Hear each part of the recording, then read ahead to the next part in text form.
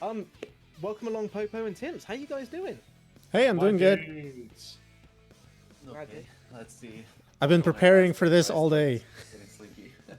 Oh no, Popo, you're in Portugal? Yeah. So We it's did like a bit of bros, one, guys. 1 a.m. for you? No, it's the same. It's midnight. Oh, it's midnight. Ah, okay, fair enough. So yeah, doing the late shift with me, dude. I admire that. And Tims, Germany, so 1 a.m. for you, isn't it? Yeah, exactly. Oh, yeah. We doing the But late one, I've boys. been I've been staying up all night the whole week, so it's fine. I'm all good. Fair enough. Fair enough. Night owl. Right, so I'm just going to get a few things prepared and ready. 3Go, thank you for the raid, thank you for sticking around. Love you, dude. Take care of yourself. Please get a good night's sleep. Just need to quickly sort out a tweet, and then we'll get ourselves ready. In the meantime, starting off, we'll start with Tims. So how, first off, which character are you running, and how prepared are you for this, do you think? So I played Knuckles, and I watched a little bit of Old Club before. That's my preparation. That's enough. Trust. Yeah, I've done IELTS at this stage before, so I'm probably gonna like figure it out as I go. Otherwise, I've just prepared by having a good day, like having a good dinner. I have drinks ready. I just went to the bathroom. Everything is done. And Popo, I presume you're doing Knuckles as well. What's your preparation been like for this? A bunch of I've been having, ILs. Yeah, but it's like that earliest cycle is the big problem, and then sometimes I mess up the hits on the boss. Yeah, dude, the early cycle's really hard in there.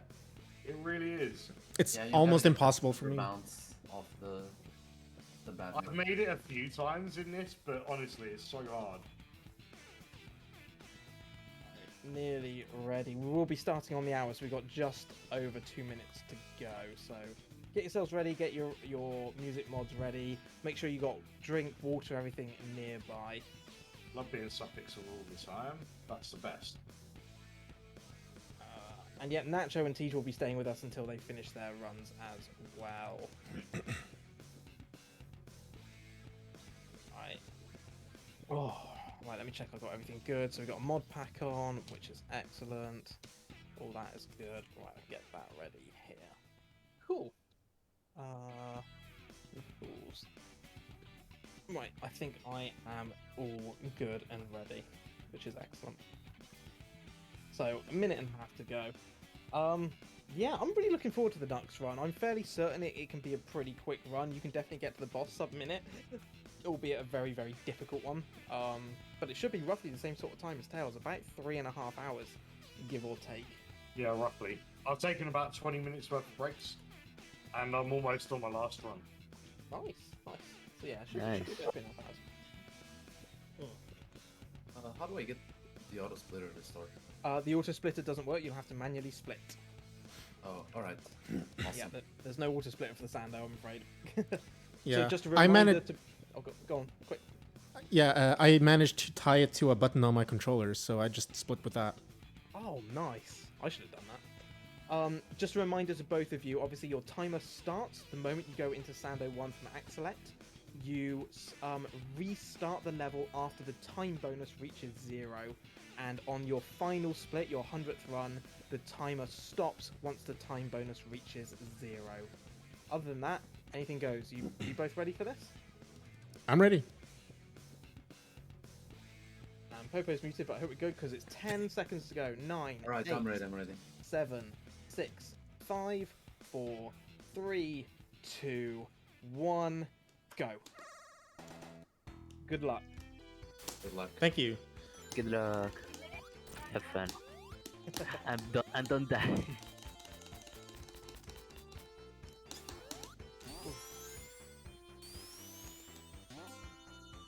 Oh, I need to remember which path of it. Oh, controller. Oh, my controller's playing up. That's a really bad time for my controller to start messing around with me. Yeah. It's first run already subpixeled in the loop. Oh no. A huge shout out to my mods. Has anyone updated the stream title or anything? I forgot to check that. Oh, I'm going the completely wrong way. Oh, I'm gonna be finishing midnight on the dot. Let's fucking go. I'm going completely the wrong way. What am I doing?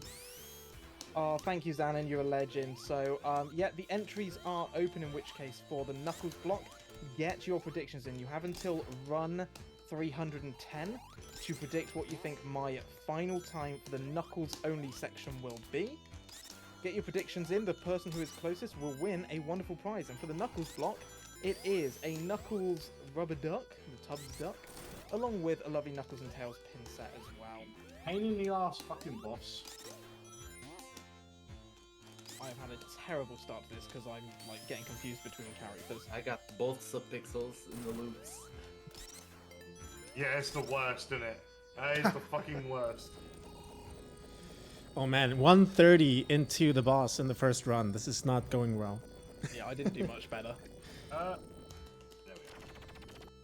Like, split like Oh this. damn it! I pushed the boss the wrong way. Run number Thank you 90. for the GG's, my homies. On that show. GG, There we go. Oh, Shit! that's Yeah, I will. Link. GG.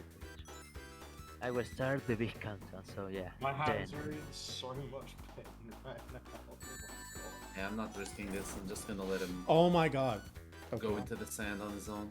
Thank you so much, Roman. Yeah. How do you Come on, play Rob. keyboard, like, doing this for like hours on end, honestly? Popo, how do you do it? I did 2 minutes. Right, run one done. Off we go. Yeah, Roman, thank you so much for one that done message. as It's really well. kind of you. And again, thank you so much for taking part and do take care of yourself. You are a wonderful part of this community. And yeah, keep being you. And thank you for the good luck. Alright, I'm going to quit the stream here. Thank you all for coming out, and thanks to everyone who followed. See ya, Much Mitch. love. I'm going to be going to bed soon. Bye! See you Have a around, Tish. wonderful night, Mitch. Message. Alright, okay, yeah, I'm going to be doing one out of the chat, but I'll stick around for like 10-15 minutes in the stream and just watch you guys. Okay, so like peace out and have fun, everyone. Take care, buddy. Thank you so much for running, and hope you have a wonderful weekend, mate. Bye bye. Bye. And there were Um, 4 nachos okay. on run 91, I believe, and myself 90. 90, sorry, and myself, Timps, and Popo are off on a Knuckles block. Oh.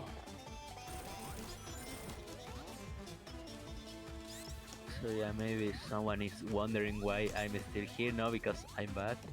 Well, I'm bad, but you know, it's because you- I decided to do something crazy, not crazy as hot, but I'm basically swapping between all the characters, including mods.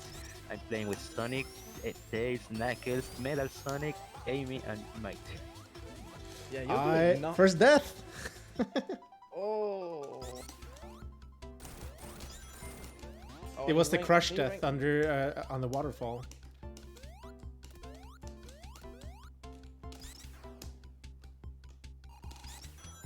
Steve, thank you for the host, buddy. Oh yeah, Right, Danny, that you'll was need better. to update that because there's only 3 of us for this block.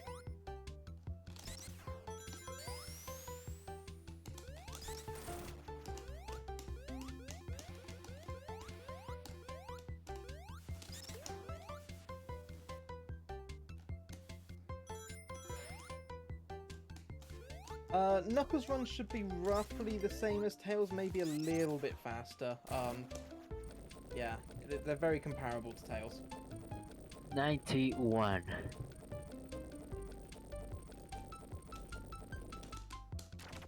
Oh, Oh.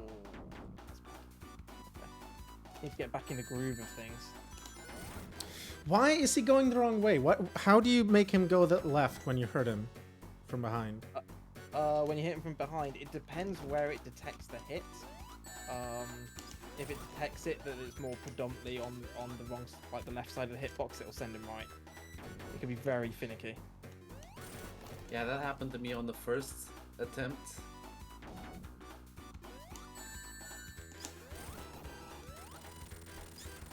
Oh,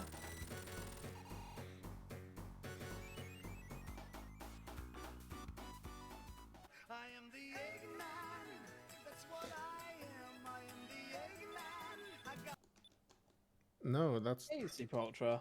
We doing some Sonic, although this be the red Sonic. So honestly, one of the things I'm most scared of is that I'm going to mess up my splits because I'm not used to manually splitting. I know that feeling. Same. Thankfully, 300 in, I've pretty much trained myself to always split when I restart the level, so it's just a natural reaction for me now.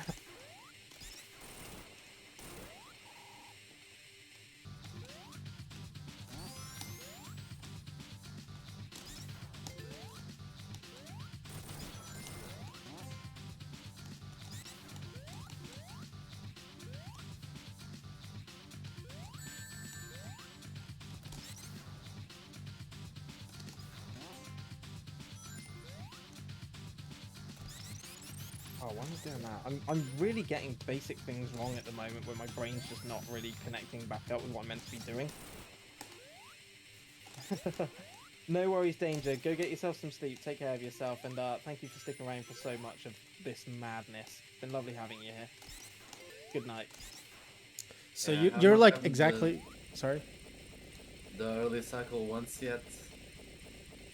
I've not got the early cycle one yet either, which is slightly frustrating because normally I get that.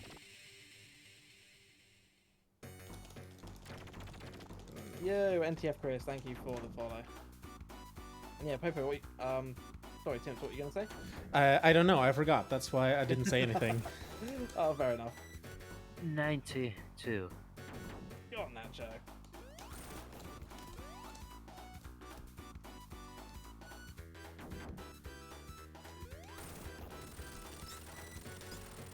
Oh, Neo finally has pizza. Beautiful. I am the Eggman. That's what I am. I am the Eggman. I got Popo, can you just confirm your Twitch username for everyone? Wait, excuse me? What's your Twitch username? J-Dub's asking.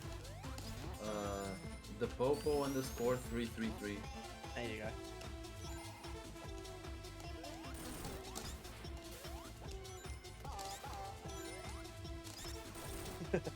It's right, Xanon, it's not a problem.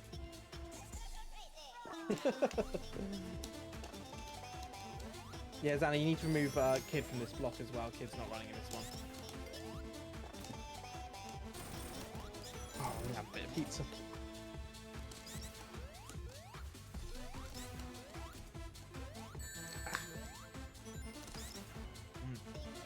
Oh,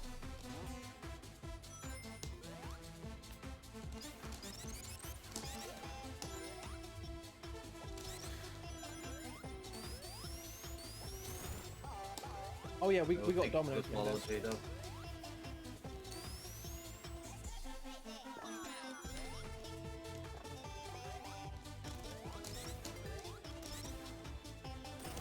All right, now it's getting a little better. So I actually decided to grab the music pack from that RPG mate, and I'm liking it so far. I'm getting Crazy Frog and stuff. Oh, nice. Nice. I was gonna have like Spotify Honor in the background, but I decided against it. Oh, controller, why? I think my cable's starting to go in this controller because it keeps disconnecting. I'm Yeah, bless for this randomizer.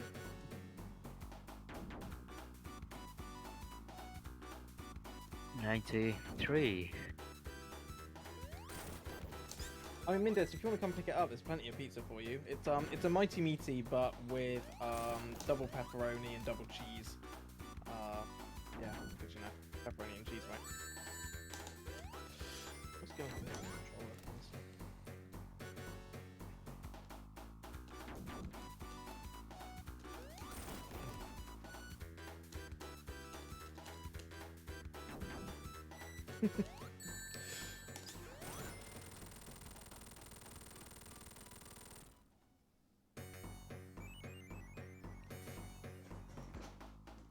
On your way, I'll see you in about 2.5 hours then.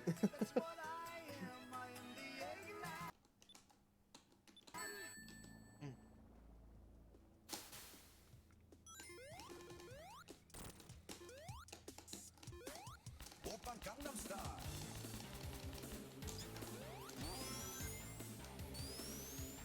Gangnam Style. Sounds amazing, Neo.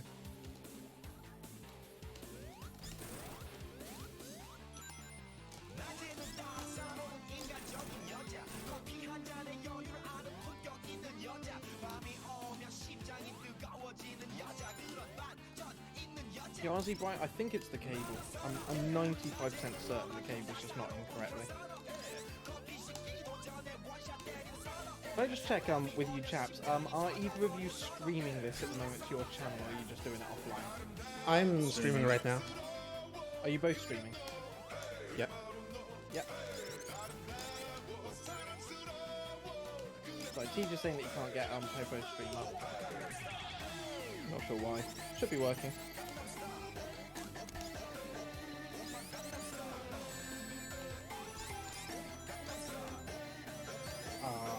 Okay, cool. Thanks, Control.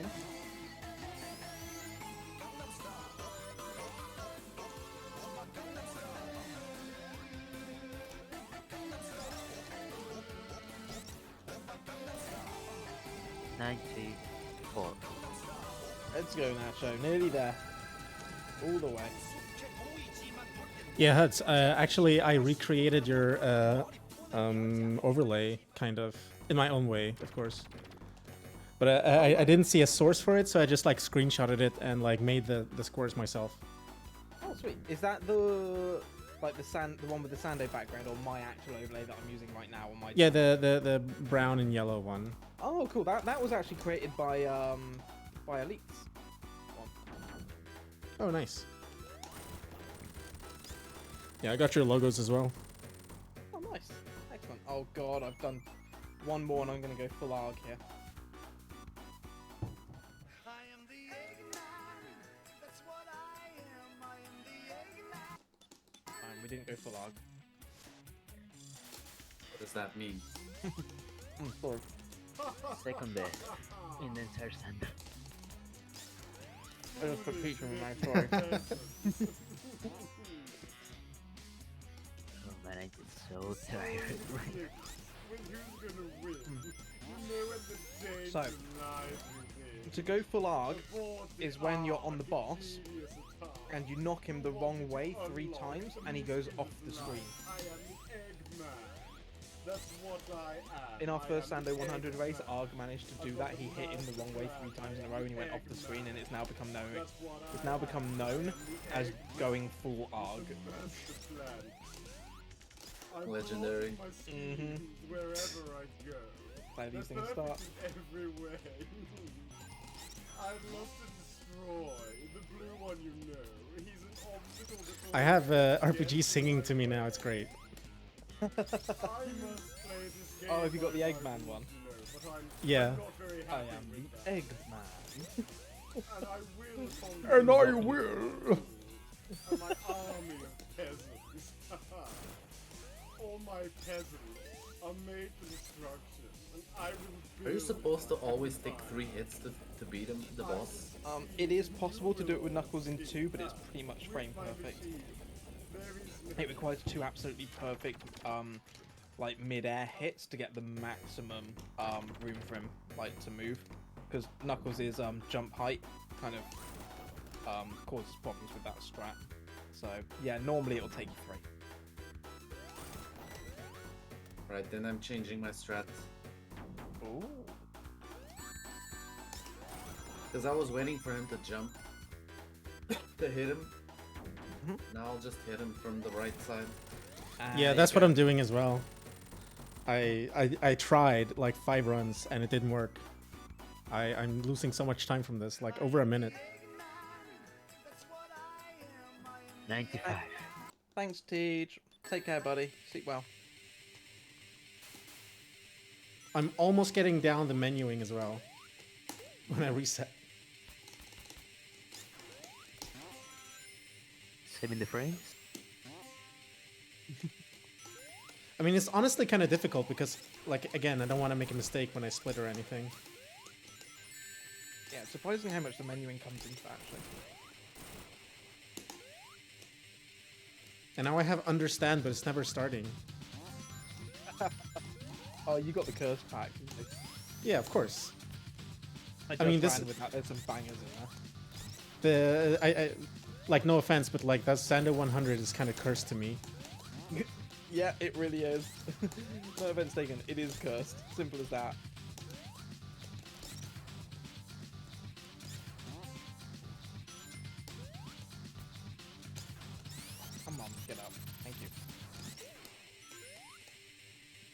I haven't got early cycle once yet. Really frustrating me now.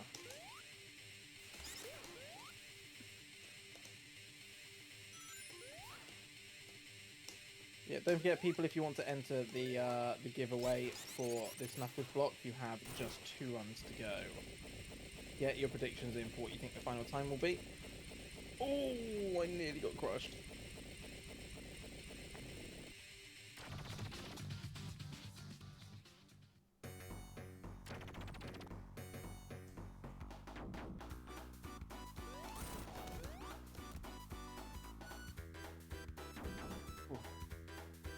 Oh.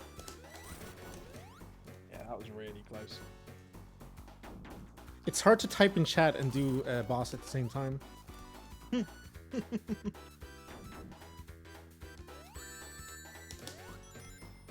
jeez. A good guess. Why can I not make him go left?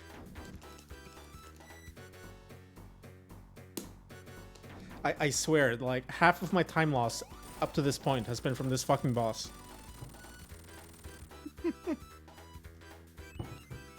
Molding. We're doing baby stress from now on. 96. Oh man, I'm feeling it. I'm feeling it right now. Come on, Nacho. 4 to go. You're nearly there. 10 minutes.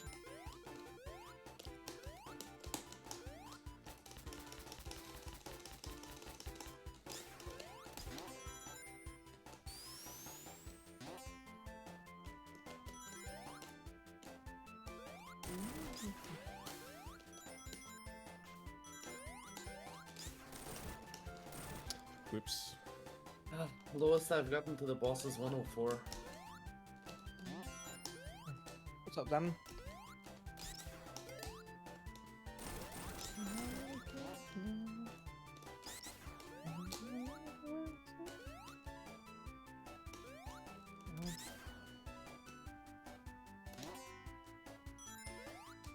The possibilities are never ending. I see it. Yes, I see it, and I'm not in my dreams. Possibility. I don't know the lyrics. I just. I need to just learn the see lyrics properly. music. I just know it's a banger. Yeah. No worries to go for look. Thank you so much for sticking around. I really appreciate it. Thank you so much again for the 10 gift subs. Incredibly generous of you. And yeah, take care, sleep well, and I'll see you in the morning if you're about. Hopefully you will be.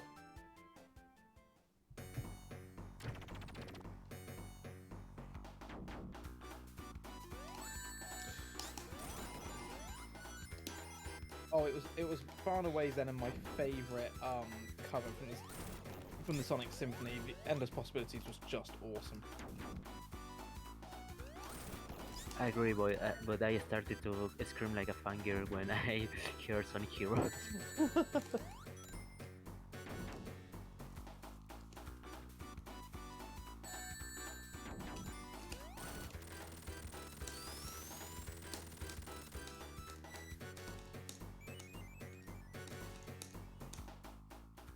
I am the Eggman. See, for me, now that I'm past the halfway stage, everything just feels like I'm on the home stretch.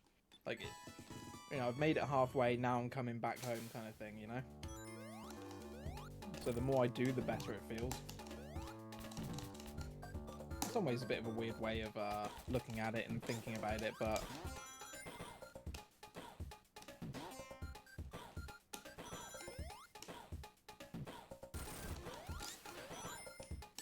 Oh, whoops, where am I going? That way. Oh no. No. 97. What? How did that send him to the right side? I know, right? Like, this boss doesn't obey the laws of physics, I swear. In that mood.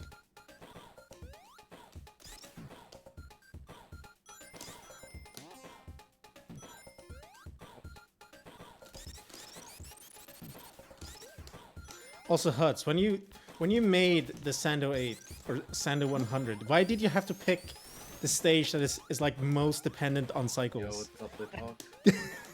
That's the thing, you see. It's the most technical stage because it's dependent on cycles. You can't just, find a second here or there by getting good. Like, it requires you to really, grind hard to make up the time. Yeah, it's one of the most technical stages, I think, and it also just happened to be the one that I sucked at most. I don't make the memes, I just embrace them. But if you run Sando 8, you start to actually get good at the full game. Yeah, I've always said if you can do Sandopolis Act 1 well, you can probably do the rest of the game.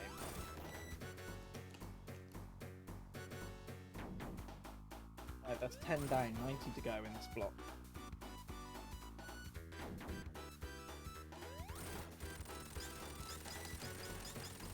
At the speed of sound, the places to go gets above all my brain, but I am the ignite. Keep on moving ahead.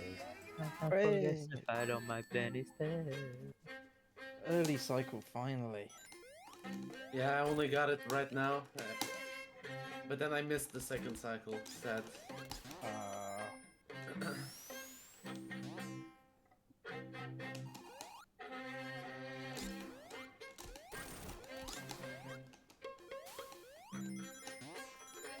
Yo, Soccer Man, welcome back. How you doing?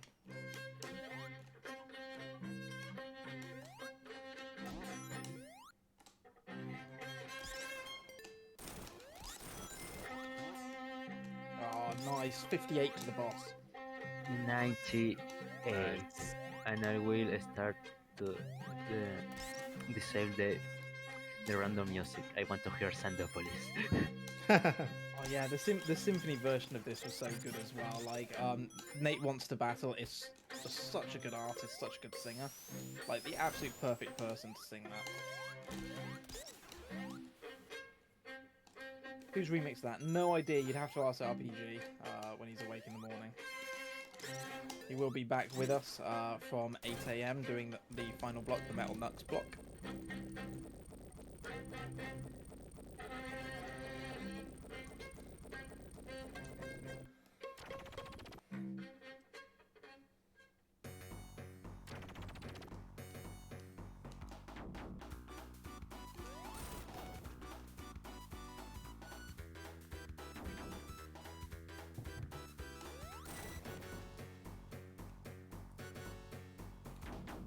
Nice. Chat, if you have any energy left, if you're with me on this, can we get some capital letter understands in the chat? Show me you're with me on this as we approach 12 and a half hours.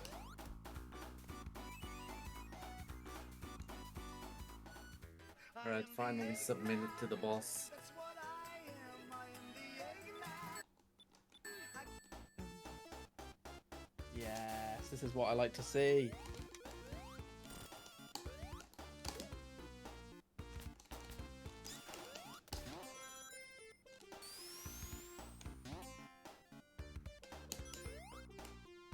This is what we like to see. Awesome.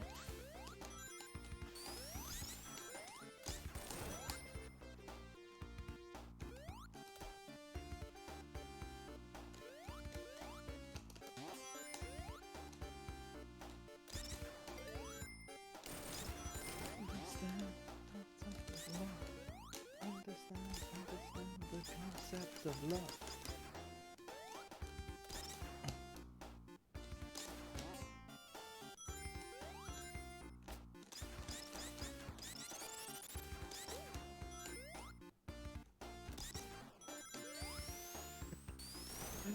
Standard.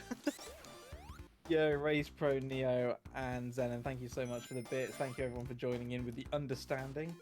Always nice when we get that as a bit of a surprise. And CBK. What a good timing. I was swapping the characters, so those bits that they donated to you doesn't count. Anyways, 99. 99, come on Nacho, almost there now. Almost there. CBK, thank you for the 100 bits. Halfway indeed. Let's go.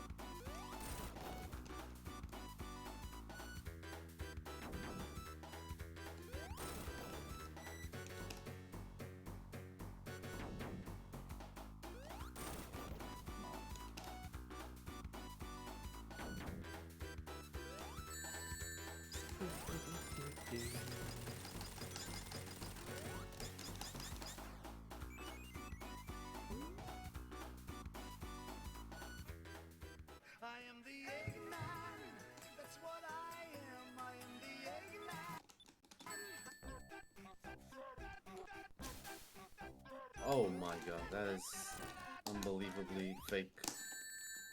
Oh, what happened? I clearly hit him going from the right side to the left side, and he went to the right side somehow. Oh no. Man, it's so painful with Nux when that happens as well.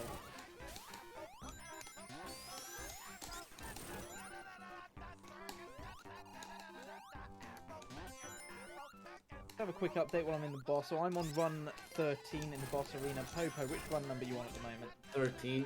13 Just is- killed the boss. Nice, just ahead of me. Timps, what run number are you on? I'm on 12 in the middle of it. Ooh, right behind us as well. Keeping pace, good. Yeah, see, the thing is, I lost probably 3 minutes. Or, like, I lost one level or two, like, at the start. And now I'm trying to catch up by not messing up, because now I actually know what I'm doing when I'm trying to beat the boss.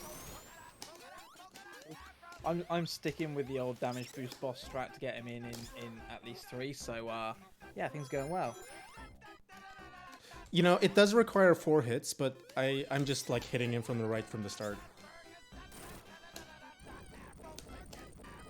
Like, I try to be cool, but I'm not as cool as you, Huds. I'm sorry. Last Sando. Yo, Neo, thank you for the 10 bits. Really appreciate it. Love the Okay. podcast. Hey, Agent Jillian. Yeah, long time no see. How have you been? I hope you're well. Believe it or not, you got the timescale about right. It was my 1-year streaming anniversary yesterday. The 29th, well, technically 2 days ago now, because it's gone midnight in the UK. So 29th of July was my 1-year anniversary. Lovely to see you, though. I hope you've been looking after yourself. I hope you've been keeping well. It's good to see you again.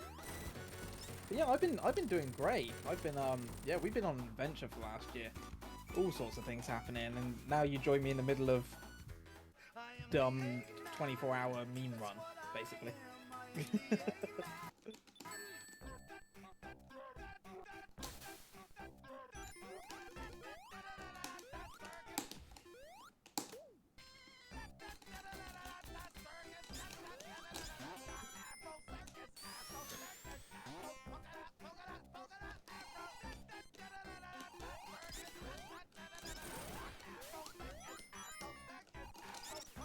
I think I got Circus Afro twice in a row now.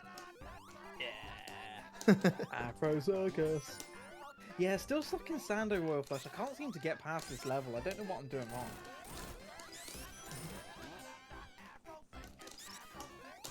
Oh, anyone wants to get in on the channel points prediction? You've got what looks like about 30 seconds left on this one. Sub 3 hours 43 or 3 hours 43 or more.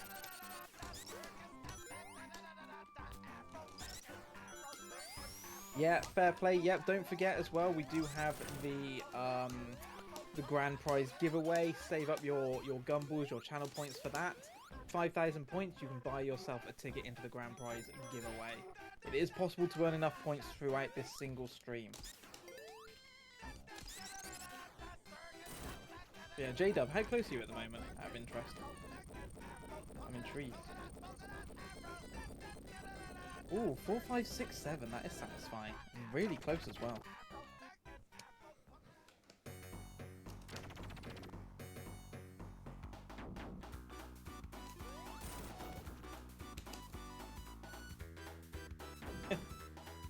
Yeah, no, that's fine, Xanon. It's not a problem. I think you're about right on the time frame. I don't think anyone's got any real reference. I mean, I've never done a Nux Sando 100, so. Yeah, it's kind of a bit pot luck, but hey, that's what predictions are for, right? Done. You done? Done. Yay! 2 GG's. minutes, 51 seconds. Let's go. Right, GG. Sando swap 100. GG, Nacho. Congratulations. Well done. Welcome back Honestly, to Sonic 3AIR. I don't know why I decided to choose this runs like, yay, I'm back to this game. I don't know why, because I started to hate again. But I will have more time to hate. It's so good to have you back. I'm so happy that you agreed to join us for this madness, and yeah, congratulations on always making it harder for yourself and one-upping it. Not just doing a Sando 100, but swapping character every single run and resetting the level for 10 bits or more donated. Like, unreal. Unreal. Well done. I know I want to do a victory lap using hypersonic because you know, That's a great idea. because you know Alemras is my thing. Oh yeah. Thank you, Neo, for the bits. I'm loving these copy pastas. Oh, all these kind of like little copy pasta style stories. So Nacho, what is go over it again for us. What is your target coming back to air? What are you looking to achieve? Yeah, first round I will do the announce again. After August, I will just change the nickname that I normally use. The finally no longer Natural Vista. It will be Natural Adventurer because you know every new run is a new adventure for me at least. And you know, and the second is that I will be back to S3AIR, but Here we go. my new goal is I will break every milestone with Alemar. Nice. It's gonna be awesome. I'm really looking forward to it. You're wondering what are the milestones? So 50 with Knuckles, with Knuckles and Tails, low 50 with solo Knuckles, sub 1 with Tails, low 1 with solo Sonic, and a PB with Sonic and Tails. So, new. That doesn't end there because I will run the mother characters. Sub 1 with Amy, sub 1 with Metal, and a low 1 with Mike. Nice. Really gonna be attacking those boards. I'm looking forward to these runs. You know, I really am. It's gonna be awesome. Also, J-Dub, that doesn't count as a glitch. Even in a glitchless run, normally, that doesn't count. But for the Sando runs, there are no glitches. We don't differentiate between glitch and glitchless because there's no beneficial glitches. And Agent Jillian, I'm genuinely really sorry that you've had so much upsetting news lately, but I'm glad that, you know, there's been some good stuff in that as well. And you're right, just stay positive, keep pushing forward, keep working towards good things. And I'm sure good things are still on the horizon for you. I said start over. No. Oh yeah, for anyone who's not... Oh, sorry, go on, Nacho. Even if I'm not doing this again, I never again the Sando swap. I mean, I'm not doing the Sando swap 100 ever again. I will set the split. Yeah. You'll do it again, I'm sure. One day. The Sando swap, no. The Sando 100 is like in May. Fair enough then. Speaking of the splits, I was gonna ask, can I just submit my 100 run and say, hey mods, can you pick out the 8 fastest ones? No, you'll have to do it yourself. Shit. The lazy way. I mean, so I was saying about this earlier. If you want to find out very quickly which one is your best, you can just copy and paste directly from LiveSplit into something like Excel or Google Sheets, and then just do a simple sum command to just add up 8 runs in a row. Copy that command all the way down, like that formula, and then it should be able to be very quickly, easily identifiable which one's the fastest block of 8, and then go cut that out and submit it. I can Yeah, help that sounds you with like a if good plan. necessary. If you need any help with it, I can help you with it. But I'm sure, you know, with your expertise, you can probably figure that out. Yeah, I was thinking like I was gonna read in the split file and then like write my own parser or something, so I could use like a combinatorics to like figure out which one was fastest. Just brute force it, but what you suggested, it sounds much easier. Yeah, you can literally, it's really nice actually, you can literally just highlight the whole column of your individual segments, copy and paste it into Excel, and then just say, hey, Excel, just add together these 8 for me, copy that all the way down, and then you should... I mean, I just use conditional formatting at that point to say, right, which one of these was the fastest. Yeah, it's funny though, because when I was like looking at the splits to see if I wanted to make some changes, like maybe you had the attempts number or something wrong, it completely lagged out the entire live split application. Yeah, light split can be a bit iffy. Like it just froze for like 4 seconds after I like pressed edit splits. Yep, that's normal. I'm not looking forward to trying to get this one to open up once I've done the run to see what the splits are like.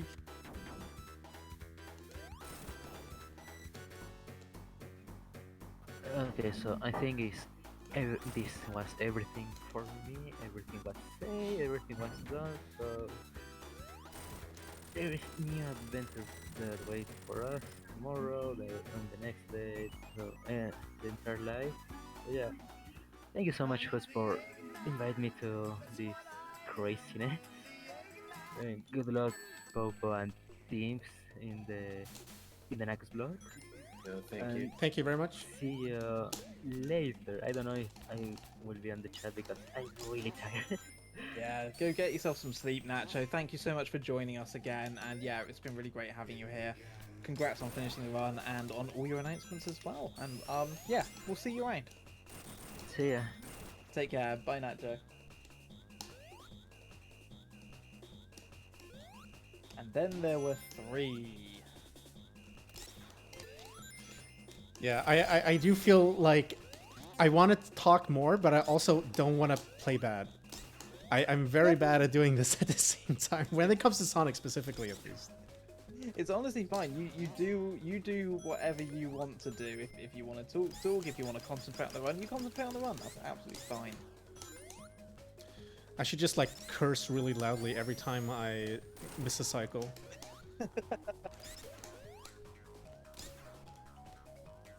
J-Dub's trying to get me to start over because I supposedly glitched.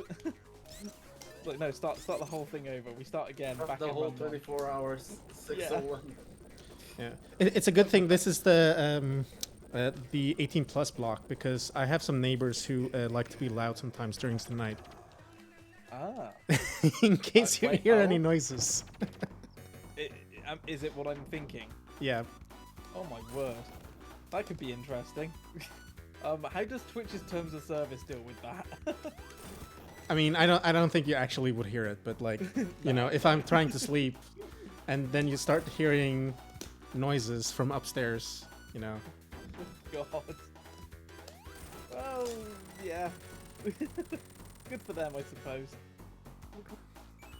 Noise gate activate, exactly. Yeah. Oh, Unfortunately, I don't have a noise gate in my ears. Hey, Royal Flush, Ben, thank you so much for sticking around for all that you have. Sleep well tonight, friend. And yeah, maybe I might see you early in the morning when you wake up. Feel free to come in and say hi when you do. But yeah, thank you for the good luck with the night shift. We are pushing through as we are on... it's all a countdown now. All a countdown. 11 hours, 20 minutes to go.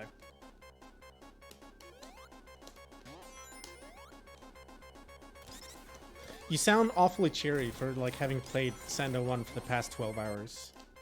Yeah, I'm feeling a lot better than I thought I would. My wrist is still feeling pretty good, which has surprised me a little bit.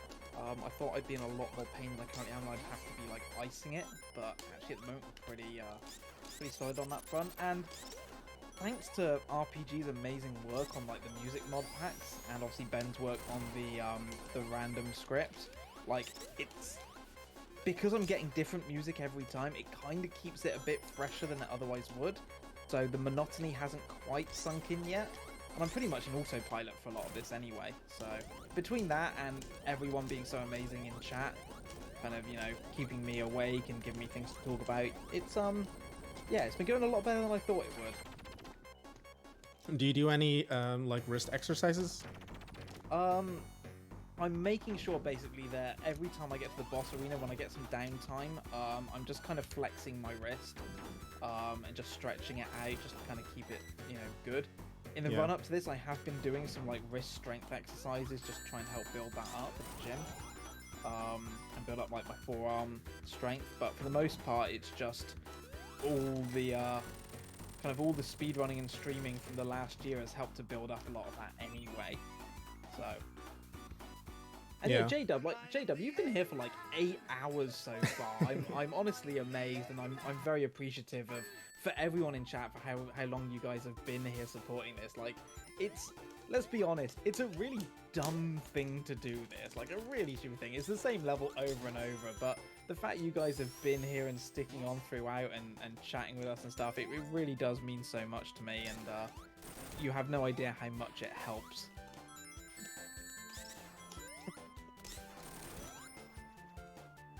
Wow, Neo, I've been watching you since before lunch during work hours. Work ended an hour and a half ago. Yeah, you guys are, all of you, like, you know, sticking around for this. It genuinely does mean the world. Alright, that's 20 in now at 42 minutes and 15 seconds.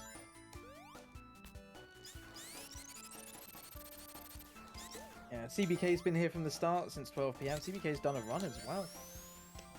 I'd say, guys, if especially for the UK lot, like, you know, please make sure you look after yourselves. Get some sleep if you need sleep. You know, I appreciate you wanting to stay up and support, but likewise, please look after yourselves. Yeah, but all you in Germany, fuck you.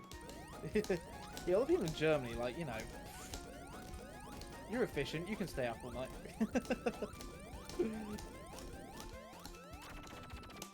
Like I said, I can't stop you guys from doing anything that you want to do. I'm just, you know, just saying, look after yourselves first and foremost. I just think it's funny the way that you said, especially if you're from the UK. Yeah, it's just typical me. I forget there's, like, you know, European audience and stuff that are on even worse time than we are in the UK right now. Like yourself, for example, Tim, it's like 1:45 in the morning currently. Yep. What is the rest of Europe? What even is Europe anymore? I mean, does Europe exist? Last time I checked, Europe doesn't exist because, you know, Brexit, right? I mean, last time I checked, Great Britain is not going to exist very long. More than likely, yeah. I can't deny that.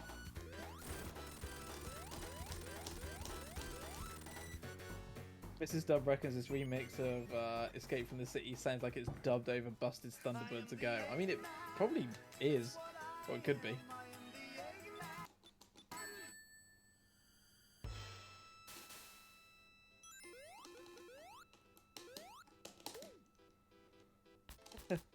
Nah, that's not how it works, Jada. We're out of Europe as well. The continent. We're our own continent now.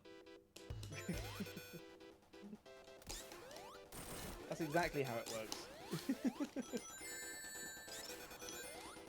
Oh god, I've got Rusty Ruin again. I've had this like 3 times in the last 5 runs. I mean, I'm not complaining. I freaking love Rusty Ruin, but...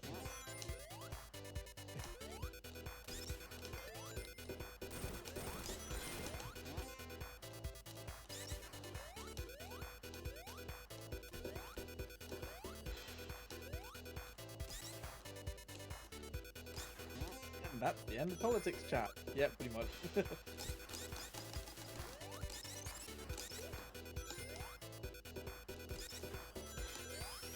Whoa, that's completely wrong. Oh, I'm in trouble now.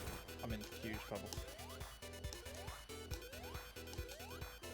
Oops. Always know your backups. Whoa.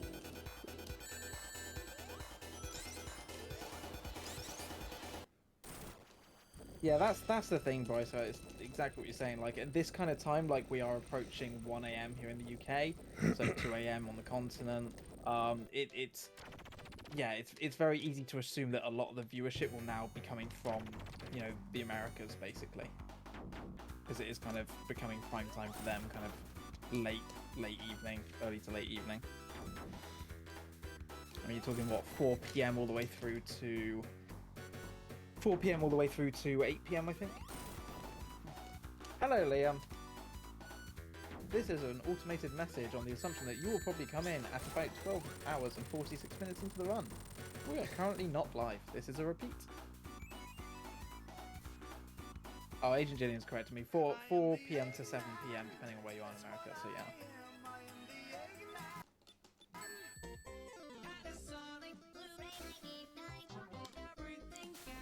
The Giving You chats are probably about 1/5 of the way through right now. On a scale of 1 to 10, how much are you regretting agreeing to do this? I mean, honestly, I'm on run 21 now, and it's going by faster than I thought. Yeah, Popo? It's been pretty cool. I'm still good. Still good. The only thing that I'm annoyed by is the fact that I haven't been able to get under 110 on the final cock blocker. Oh yeah, it can be done. It Oh, yeah, does yeah. require a pretty much like perfect level. You need to get that early cycle at the beginning, which is a Yeah, lot the trickier boss is the most annoying part. I can't tell you how many times he's gone to the right instead of the left. Every time. I think I've pretty much got it sussed with Nux now. I'm quite happy with my boss strat now. I fell mean, down and I Amy, haven't... Sorry. Amy, I was struggling with the whole way through, like all the way through. I just could not get the boss strat for Amy down at all. I fell down and I had no idea where I was for a moment. Basically just playing it super safe at this point. Yeah, when you What do... run number you on? Sorry? What run number you on right now? 23. Oh, okay, cool. Okay, I thought you were on 24. I thought you were ahead of me. I mean, when you're doing 100 runs of something, you need that, like, consistency is key. Literally. No, you're absolutely right there. Consistency is key, and probably the most important thing as well. Because, you know, I mean, I found that at the Amy run, like, I lost so much time, not just from, like, poor boss strats and the consistency on that, but from dying quite often as well, because I just wasn't getting the right consistency on, you know, my movement throughout the run. I really, really lost out badly on that as a result. Oh, this boss is being a pain again. Here we go. Oh, that's a rubbish one. I am the Eggman. That's what I am. I am the Eggman. I got the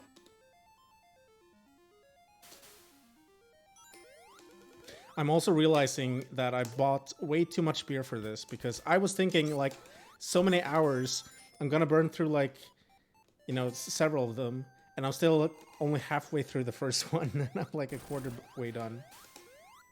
Need to pick it up. Pick up the pace. Oops, whoops. Yeah, the problem is there's not so many places where I can drink. There's like 2. Yeah, pretty much. Like, as you're waiting for the boss to come up and after you defeat the boss, right? Yeah, so like, you don't drink a beer in 20 sips. Oh, it's just mouthful before and mouthful after. Job done. 1 beer every 10 runs.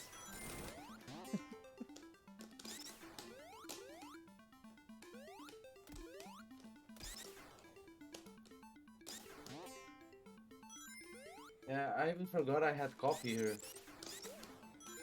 Oh, coffee. Yeah, Who I'm drinks currently coffee in 1 a.m. at 1 a.m.? Oh, someone who needs to stay up for a Sando 100.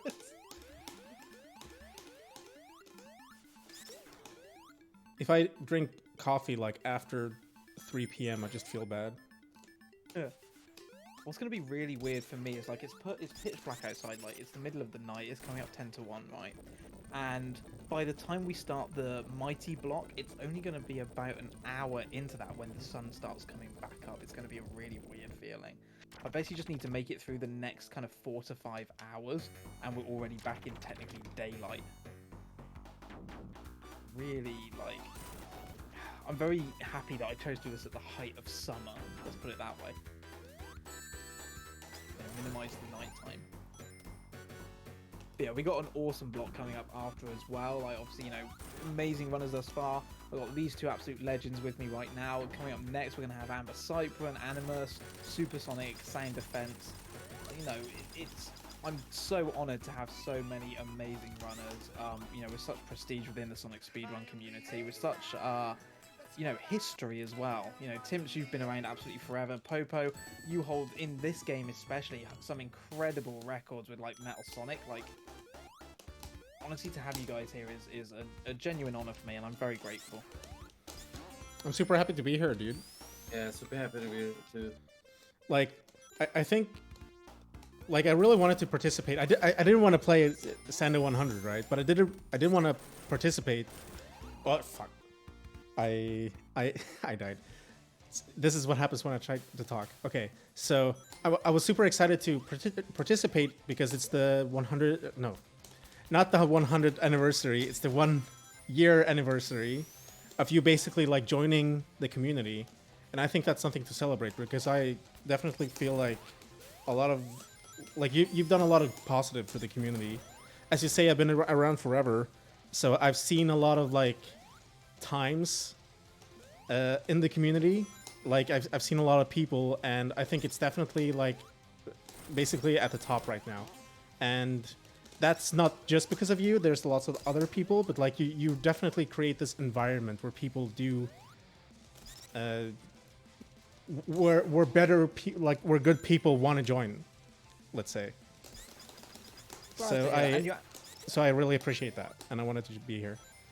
Oh, I appreciate you saying that, and you're absolutely right. Like, you know, it takes more than one person to make a community and to, you know, bring those kind of good feelings and that right environment. And there are so many people within the Sonic Speedrun community who help do that, and even within my community here that help to bring that, and we look out for each other. And you know, I've always, you know, I said it before, and I'll say it again. You know, my aim is to give back as much as I can to support others, and you know, it's honestly fantastic to see like the strengths and the improvements that the Sonic Speedrun community as a whole makes, and to know that I'm being a part of that is it's awesome. You know, I'm very happy to be a part of that. I'll tell you one thing that I still can't get over, right? Popo, how the hell do you speedrun Sonic on a keyboard? I don't know. It's easier for me to do 6 steps because all the keys are next to each other in a row, you know. And I don't have a Genesis-like controller. I only have a PS4 one. We were talking about this before, and I think you said like, was it as a kid? I think when you used to play with your brother, like you were basically always forced to use keyboard, so you just kind of learned to play games that way. Exactly. Also that. And the funny thing is that for every game that I play on the computer, it's like I use this exact same setup with the keys, always the same keys. So basically, muscle memory is not much of an issue because I always have to keep my hands at the same place. That's a really good way of doing it, actually. I never thought about that. You know, it's kind of funny actually because I tried to unify my controller settings as well, so like I have the same settings so that I can use my box for everything too. But so what I did is I mapped CSGO in a way so that I would have to hold space to go forward, and I do not recommend that experience. Good old Counter-Strike. Yeah, H and Gillian is saying casually I prefer playing using a controller. Find keyboard easier to do stuff like spin dashing, and I can completely understand why on that front. I really can. See, I dislike all controllers, so I just made my own.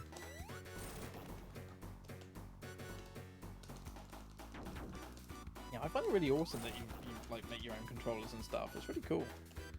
See, the thing is that these Alias make hers. No, Alias got a like official product, I believe. Oh, okay. But the thing is that the buttons that I have, they're Sanwas, and they're basically like the gold standard for arcades. But the thing is that they have like there's something called actuation distance or something like this, and it's basically the distance that you have to that the button has to travel to actually register a press. Yeah. And when you have something like a keyboard, Liam. something like a keyboard, that distance is very large because it's like, you know, half a centimeter or something. You need to fully press down the keyboard key to do it consistently. And these buttons, they're only like maybe, you know, 2 millimeters or something, 3 millimeters. Yeah. So for that reason, reason alone, they're better. But they're also, you know, just in general really high quality buttons. and they are it's dead easy to solder to anything. So like anything that can register a button press, you can make them work with that. So basically what I did initially was I soldered them directly to the PCB board of my Genesis controller and used it for on my Sega Genesis. Ah. And then after that, I've started to program some other like PCBs that you can buy. There are several of them on the market, like Arduinos and stuff. Yeah. See, I've got my keyboard's a Corsair keyboard with Cherry MX speed switches in it. So the actuation point's 1.2 millimeters. It's barely anything. And I don't use it for gaming. I use it only for typing. But it means that I can type incredibly fast on it because I barely have to touch the keys for it to register. Yeah, I that's can really imagine good. As a gaming keyboard, that would be great because it will register everything you put through it. It took me a very long time to get used to it actually because I kept like double and triple pressing things. Because of just how sensitive it is. But I can understand though why, I mean, I prefer to game on a controller just because it's always the way I've done it. Like the only time I'd game on a keyboard, I think, is if I'm using a mouse as well for something like, Unreal Tournament or Counter-Strike or something like that. Mm-hmm. I mean, I tend to prefer controllers too. I don't really like mouse and keyboard. I feel like, I don't know. It's not really my thing. But I mean, at the same time, I hate Genesis controllers. I think they're absolutely terrible. Even the good ones. Even the good ones are bad. And I've never bought a like third-party controller that I really like. And I think the Xbox controller is fine, but I think it's terrible for Sonic. It's a really interesting thing that because I recently bought an Xbox Series S, right? Because I plan to learn to speedrun Sonic Unleashed. And obviously, it's my first real kind of modern Xbox controller. The last one I had was for the 360, and I didn't have one. And you know what? I can completely understand why Sonic speedrunners, especially in the 2D Sonic games, use it. Because I can just place my thumb in the middle and just roll it around the buttons and just charge up a 6-tap spin dash without even trying. Like, instantly charge it up to, 6-9 taps. Really fast. It's just so clicky and tactile.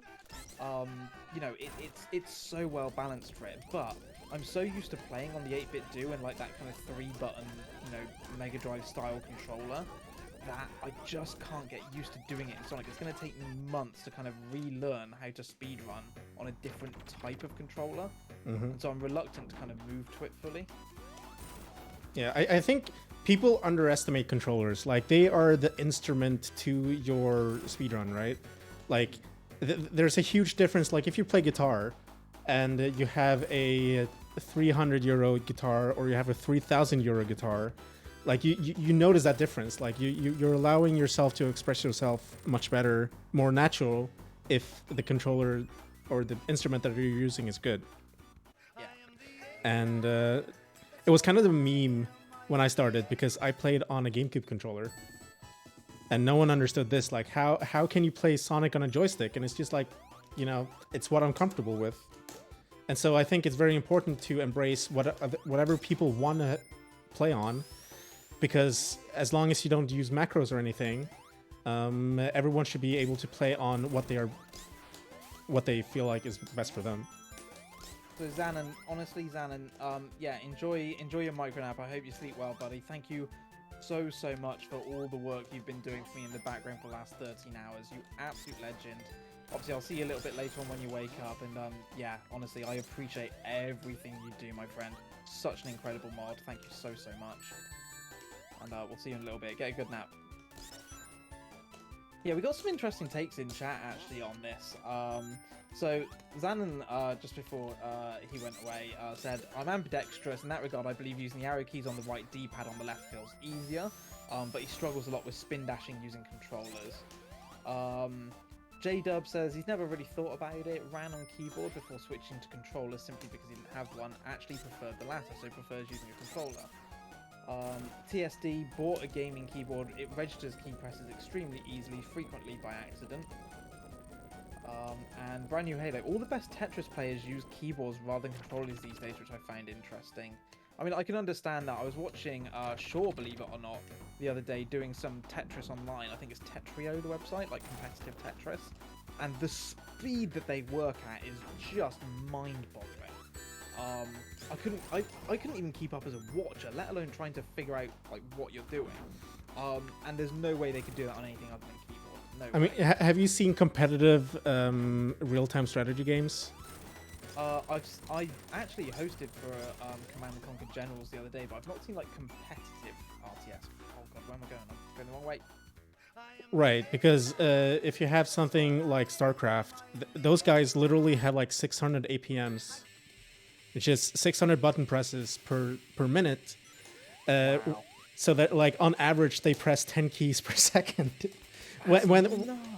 when they actually like play seriously, at least like they don't keep this up for the whole match, of course.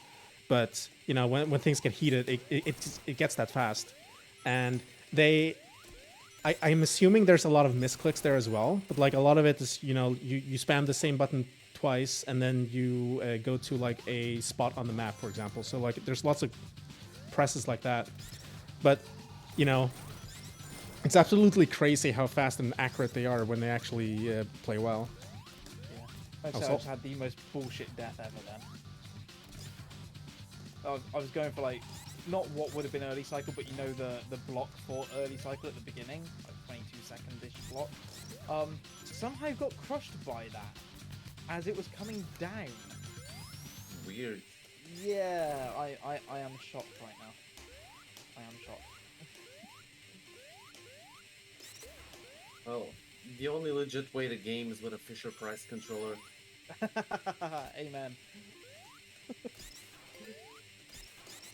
Yeah, everyone should do a Joey and get a Fisher-Price controller. But, you know, we'll make a gamepad viewer for it. It'll be good. Yeah, Bryce Guy saying it varies by game. For a lot of 3D ones, still prefer a controller for smooth analog input. Completely agree. Both for both character and camera movement. Even more so for streaming. I could never really want to watch a lot of frantic FPS mouse movement, and yeah, I get that. Like some of the games, like the way they have to kind of navigate around the game, I find it can almost be like nausea-inducing. The amount they kind of scout around the screen and stuff. I can find it very off-putting. Liam says mouse and keyboard make my arms tired. I'm debating to switch to my Xbox controller because my 8-bit do is dying. It's not good that it's dying.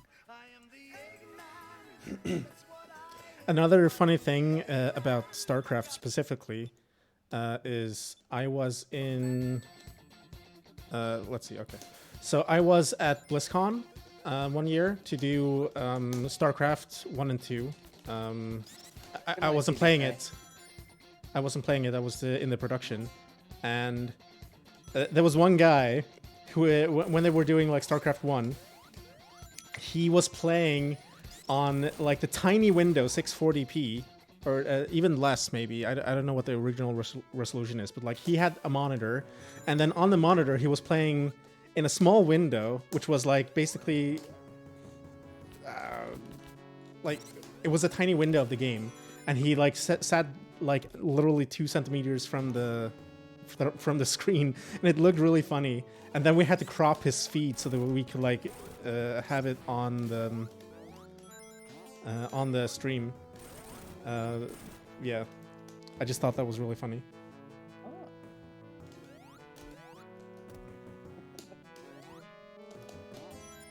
Yeah, Night CBK, thank you so much for sticking around for so long. Get a good night's sleep, take care of yourself. Hopefully see you in the morning when you wake up. Oh no, Agent Julia, did you get tricked by the music, I'm guessing? You can blame RPG for that one.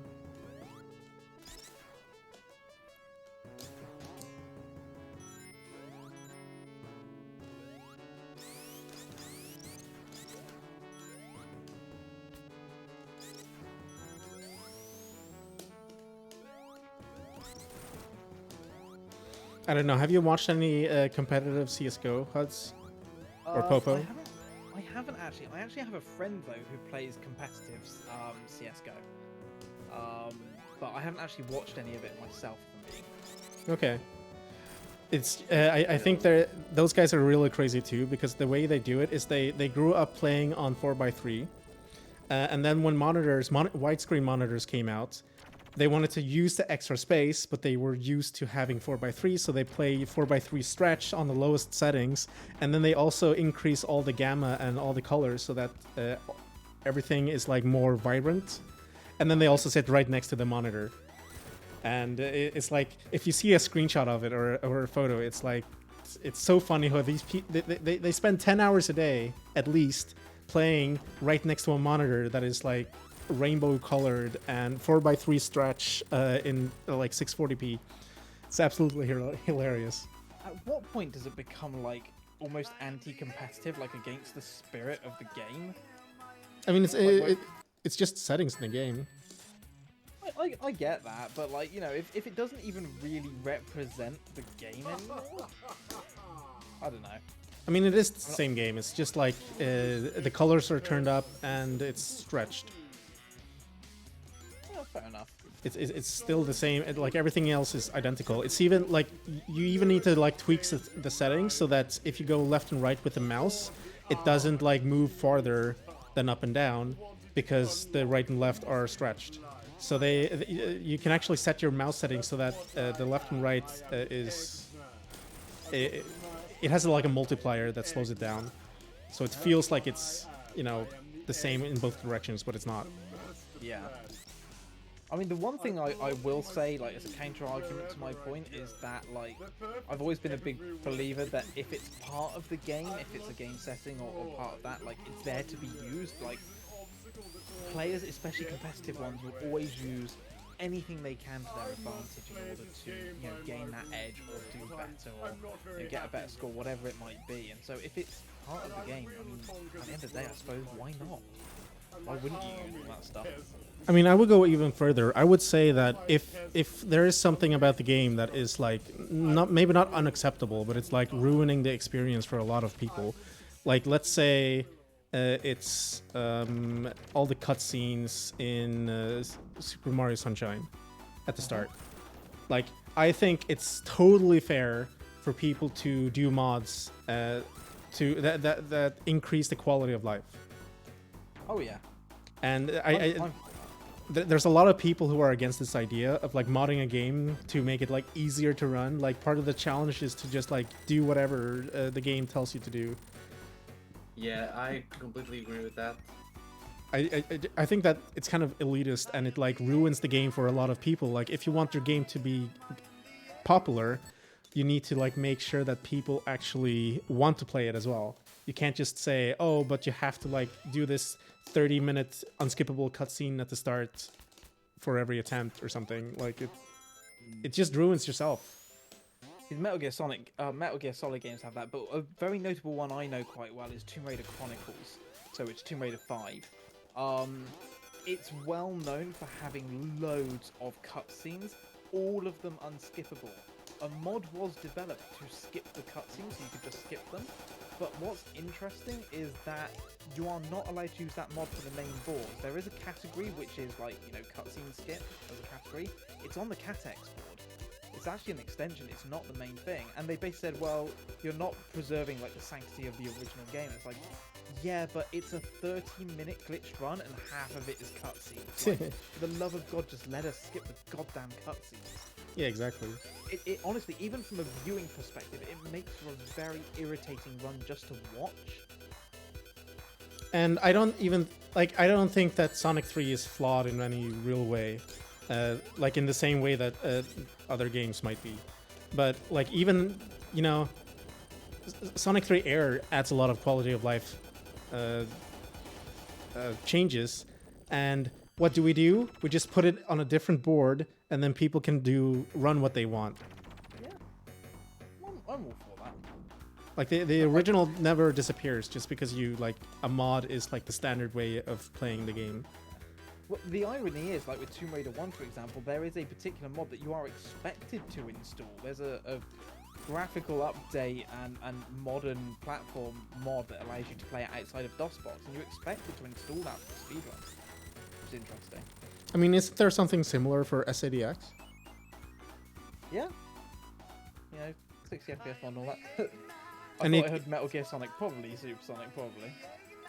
It can even be good for verification purposes. Oh yeah.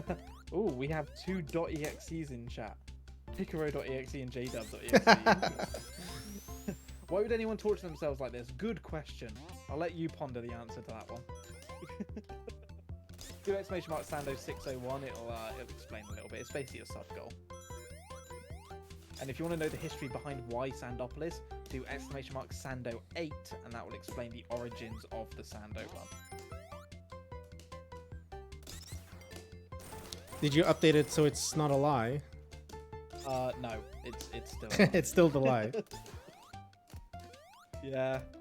The thing is, like, it's one of those things where the meme surpasses the truth. The fact that it's not the 100% truth kind of buys into the meme even more, in my opinion. You know. And Picaro, thank you very much for the follow as well. I think the fact that it is a lie makes it more memey. So you're right. Yeah, I think it does. For anyone wondering, by the way, I told this story when I was on First Fasts. Myself, I was running Sonic 3AIR, Sonic Tails Glitched. It was my first ever speedrun, and Mindez was there kind of commentating with me. And when we got to Sando, we kind of told the story of the origin of the Sando 8. Just before that, I'd gone back through the old stream because myself and Mindez were doing a little bit of research on the old run and stuff.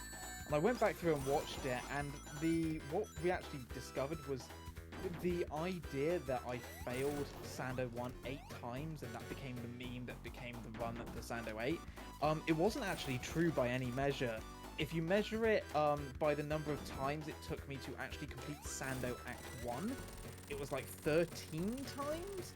If you measure it by the number of times I saw the Sando 1 title card, it was something like 16 or something ridiculous like that. I don't know the number of times it was exactly. But it was a lot more than 8. And yet, 8 is the number that just stuck, because that's the number that chat kind of clung on to, became the meme when they came into my channel, like, so Huds, how many times have you done Sando 1 today? Have you made 8 yet? But obviously every time I died, they'd count it up in chat, like, you know, 2 of 8, 3 of 8, 4 of 8, and it just became 8. 8 was the number, no one ever checked it. And then I embraced the meme and said, alright, fine then, we'll make this an actual run, let's start running the Sando 8. And it just went from there, and that's the kind of more true origin of the Sando 8. It was never 8 to begin with, but it's the number that chat, for some reason, seemed to remember. Yeah, 8 is very memorable. Let's just put it like that. Well, I think a lot of it as well was the fact that obviously we have the multi-game run, the Sonic 8. So it bought into that as well a little bit. Like the name kind of worked. If we have the multi-game run, the Sonic 8, we have the meme run, the Sando 8. Like that kind of helps a little bit. Finally, my first 104 into the boss room. Let's go, Tim. It only took me 32 attempts. As Mindo said, it was all a ploy by my massive international marketing team.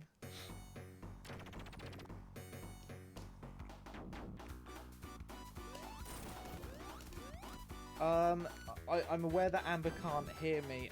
Mindez, can you just let Amber know we are perfectly on time? We will be starting on time. Oh, perfect. Yeah. Yeah, we will be starting the next block on time. Yeah, so far my estimates that it would take less than 4 hours for each block has come true.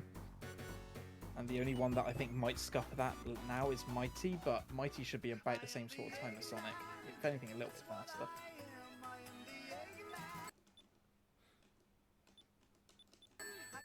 Yeah, but talking about the modding the games, we had a problem like that on RE3 as well. Which the thing is, for an optimal run, there is a point of the run where you open a locker, and inside there's gonna be either a grenade launcher or a magnum. And you want the grenade launcher, you're gonna reset if there's a magnum there.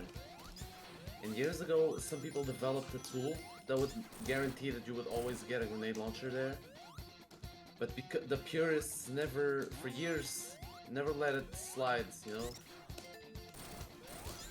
Because you're not getting an advantage over anyone else, because everyone gets the same you're thing. only gonna run. If you get a magnum, you're not gonna run, you're gonna reset. The only difference that you're making is in losing less time of your life resetting the magnums, that's it. So, how far into the run is the Magnum? It's like 5 minutes. But So- the problem is that you game basically- is very RNG heavy. You can easily spend an hour trying to get to the point where you get the grenade launcher.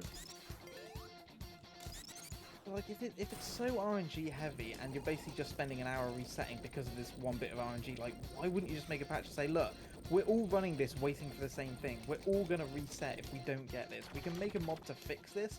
Why don't we just run with the mod and save ourselves all this shit ton of time? Yeah, I don't know, but It some people exists just think so. Now it exists for a year. And speedrunning didn't implode on itself. People Oh. still run the game. Amazing. Maybe actually more people. people run the game than didn't because they don't want to waste this hour every time they want to like do some chill speedruns. Maybe, I don't know. Who knows? Min does. No, but what we need to do instead I'm is we- aware that you don't have audio on at the moment, but yeah, that was very much for you. I'm sorry that I know you probably can't hear this at the moment, but I'm sorry that you're having problems sleeping. And yeah, try and get yourself a little bit more sleep before the next block. We got plenty of time. We are on schedule, but we've got at least another couple of hours to go. So yeah, try and get yourself some more sleep if you can.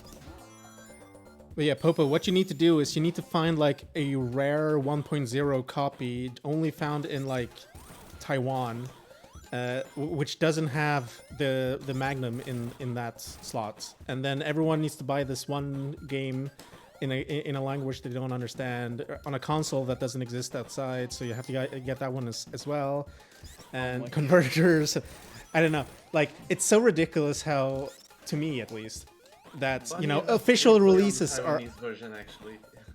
It's always like You know- official releases is like hailed as, you know, the gospel of truth. But if you do a mod to make your life better, it's the Satan tempting you.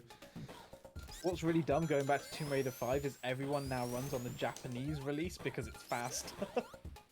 Because of the speech not taking as long on the unskippable cutscenes. Like, Yeah, I mean, rather as long than as that saying- is an accessible version, that's fine. Or like a setting in the game, that's also fine. It is on emulator. If you emulate the PS1 version, it is. Otherwise, if you're doing like PC, it's like nope. Yeah, but you had this like ICOS or IQ in Chinese only console for Ocarina of Time that was faster for a while, and this is a big game consoles were banned in China for a long time. I think they're allowed now, but the way they got around that was they sold a controller that had games on it that you like could download and play through like some kind of station or kiosk. So it's just a controller, but then you plug the controller directly into the TV, so there's no console, haha. But yeah, this thing made speedrunning faster for like some games, like Ocarina of Time, and you know that was completely fine, accepted. Instead of just like fucking banning it or saying that, hey, we just mod our game or we don't like acknowledge it. Wow. Oh, did you guys see? I think it was a Carl Jobs video, the one where he's like, "Oh yeah, this speedrun strat," where they basically heat up the console. Yeah, that's that was Dragon. It's an RPG called Dragon Quest? Dragon Quest, and you have to if you overheat it, you make some glitches happen. Yeah, like it literally makes glitch out. So they like literally put them on like hot plates. Like what? I heard one comment saying it was like a Japanese runner, and he said that he wanted to make an omelette or something, but he was afraid it would like interfere with his speedruns, so he didn't eat instead. Nuts. Absolutely nuts. But I think they banned that because, you know, obviously it's not good for the console, and you shouldn't have to ruin your equipment in order to do like speedruns. Yeah, kids, don't you know, don't cook your consoles for speedruns. Also, Thing on Xbox. Oh, do tell, Bryce guy, do tell. also don't kill your hands. It's not worth it. Yeah, that too.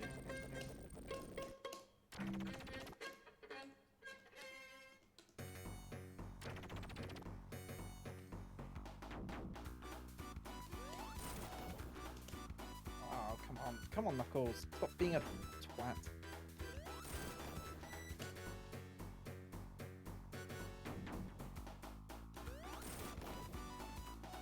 Hey, Prof NES, welcome back. I know, still on Sando 1. Dude, I just cannot seem to get past this level. I don't know. Oh yeah, I remember that, Bri. Someone put like ketchup on their disc and found that it made the game go faster. What? Come off What? it. Because it like it's forced to skip like certain sections of like the data or something. Like, Yeah, anything I can think that will make it faster. It just goes, oh, I can't read that. Fuck it, I'll skip to the next bit. I mean, I wouldn't know. I just know that it's something like if the disk is dirty, it doesn't try to load some things and it just like goes on without them. That was ridiculous. And yeah, I'm still That's holding up actually okay, smart. Prof NES. Still holding up okay.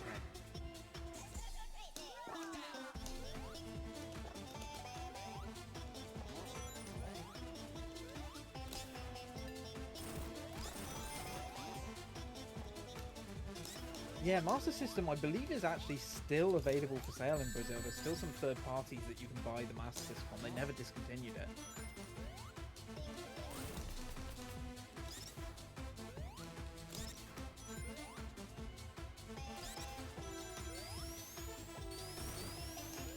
There's also Brazil exclusive Master System games that were Game Gear originally, but they made them for Master System there.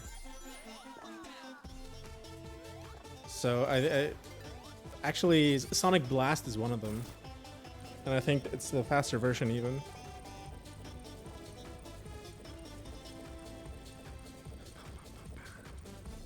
No one tell Hibby. He'll buy one.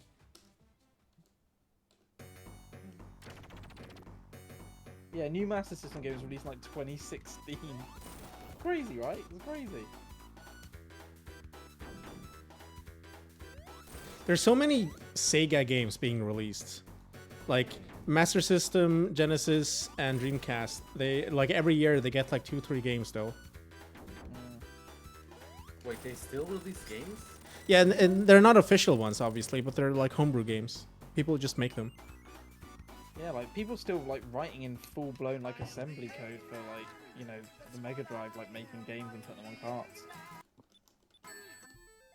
Awesome. Yeah, I knew about Tanglewood. I saw Tanglewood. That looks like a great game. It's made by like one person. Looks fantastic. I think oh, was it oh, what's it called? No Clip. I think it was No Clip that covered Tanglewood on their YouTube channel. Did a documentary about it. Is that the fox that pushes rocks or something? Yeah, that's the one. Yeah, that's a UK developer. Right, I'm just coming to the end. I've just finished the boss now on run number 40. So let's get a quick update from the other two. Popo, what run are you currently on? I am fighting the boss in run 41. Oh, so you're one ahead of me at the moment. Timps, what run are you currently on? 38. Just going into the boss.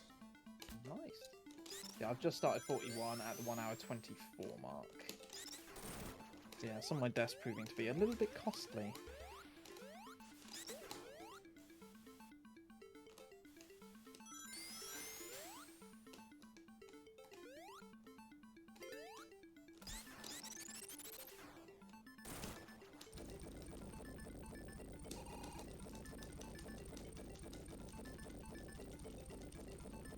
Yeah, I'm feeling the war of attrition is real here. I mean, Clov has very much set the standard for the Knuckles Sando 100, and I think that if anyone's got a chance of beating that today, it's going to be Popo. Like, the Yeah, for sure. consistency that he can pull off. Yeah, but Clov is a Knuckles god. I mean, that too.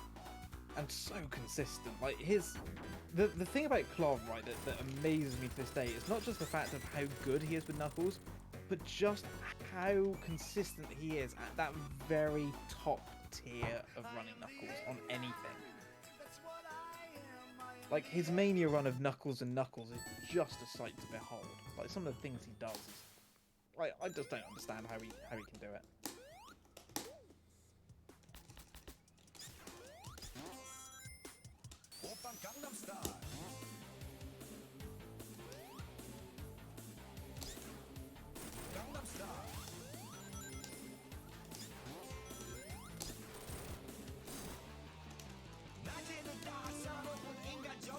Yeah, I had a rough start with figuring out how to fight the boss consistently, but now it's going pretty well.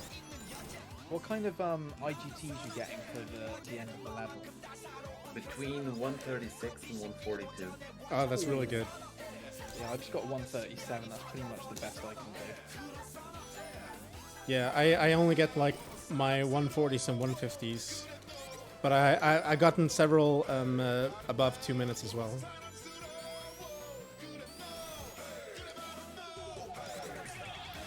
But I've only had 2 deaths at least, so that's good. That's really good. I think I've had a couple now. I had a really costly one a couple of runs back. It cost me about 30 seconds or so. What a shame. Understand Optimus. I mean, okay. Is it weird that I think that the Gangnam Style SRB2 song is a banger? Oh, it is about. I love it. It's so memey, and then it goes like big chungus. Did someone in our community make it? I don't think so. There's like it is a proper banger. It's really good. My personal favorite, I think, is the Flying Battery Lady Gaga Bad Romance one. All right, I'll be That right one- back. That was a banger. No worries. I am the Eggman. That's what I am. I am the Eggman. I got the master plan. I am the Eggman. That's what I am. Getting quite some repeats on the songs, but most of them are pretty good. Yeah, it does happen. I No mean, shit. It's kind of what was said earlier. Like, if it feels like it's random, it probably isn't. If it feels like it's not random, it probably is. Like, inevitably, in a truly random thing, there's a good chance you'll hear some songs like 5, 6, 7 times because it's random. Whereas, like, if you hear every song exactly twice, like that clearly can't be random. I mean, either it, you know, it's either not random or it is random. You just got like that 1 in a billion kind of thing. So you know. Do you think that Ben like integrated data from Las Vegas like cloud photographing thing for true RNG? Spoken Hyperlinks that said though, you know, computers cannot truly be random. Very true. It is not possible for a computer to be truly random. Well, it is if you have input data. Even then, it's still reproducible as a non-random number. Yeah, but I mean, in that case, you can say that taking this a picture of the same thing twice could be like identical in many ways, undetectably. So what they do in Vegas is they have like photographs of the sky, and then like based on that data, they hash it, and then they use that as a input for their randomness generator. Okay. And that's a way to get true RNG, but you need to have like a constant source of new data to generate that. Yeah. Bryce Guy, in these packs there's around about 40 to 50 songs, I believe, that RPG's put into them.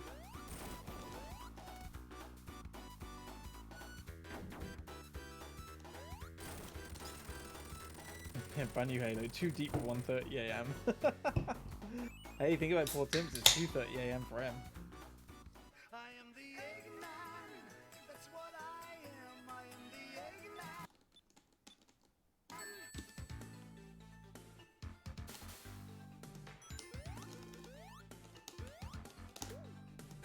I mean, if you want to be philosophical, I would say that I don't think that true randomness exists. I'm a determinist. Definitely a good argument to be made for that.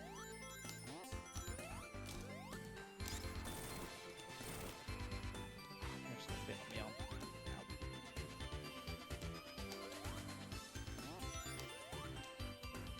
Ow. Oops.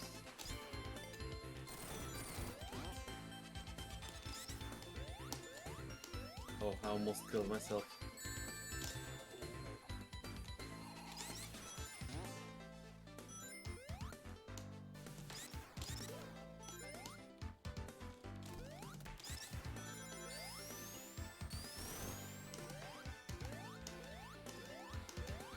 Oh, this Lava Reef remix is good.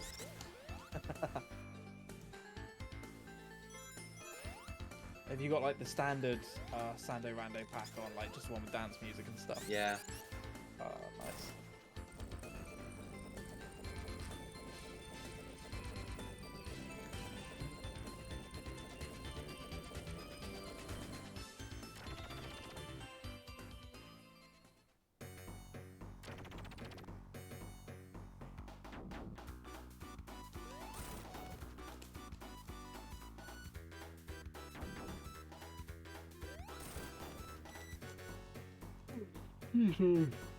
Oh, first Jones.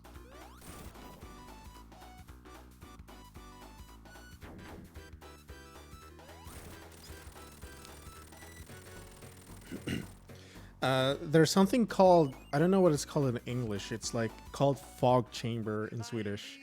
And what it is it is a container with an alcohol that is like kept in between the state of liquid and gas.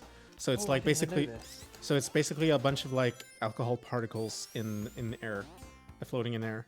And so if you put a light under that, what you will see is the background radiation from space. Yes. And you can see Like shooting through it, and these like trails. yeah, exactly. So like you can very easily identify even like, oh, that was a gamma ray, that was a alpha a particle, and that was an electron. And if you're doing it under like a bright sky, it's just crazy how much activity there's going on. So you can definitely like generate some kind of output like that as well. That would be pretty interesting. Imagine if you buy like a RNG component for your computer someday. Based on yeah, cloud chamber based radiation. That'd be pretty cool. Yeah, cloud chambers are awesome. Yeah, I always wanted to have one, which is not at all practical. But if I ever have a house where I have like just a full room, like a room empty for me to like put my shit in, I would definitely want to get something like that. Casually roll it out at parties and stuff.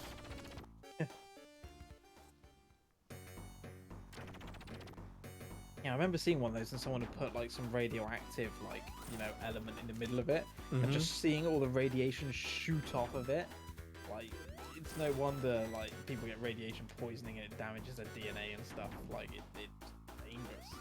I mean, it's really amazing how visual it is, because like when you think of radiation, you like almost any experience we have with it is through graphs and through like, you know, maybe you hear clicks from a measuring device, whatever they're called.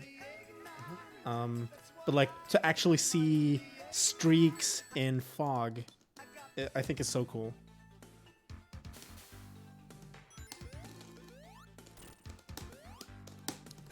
Yo, Mendez, I don't know if you're still awake or here at the moment, but I've just seen what you posted in the organisation channel. Thank you very much for backing all that up for me. I don't know, thank you very much. I presume you're probably gonna head to bed, buddy, are you?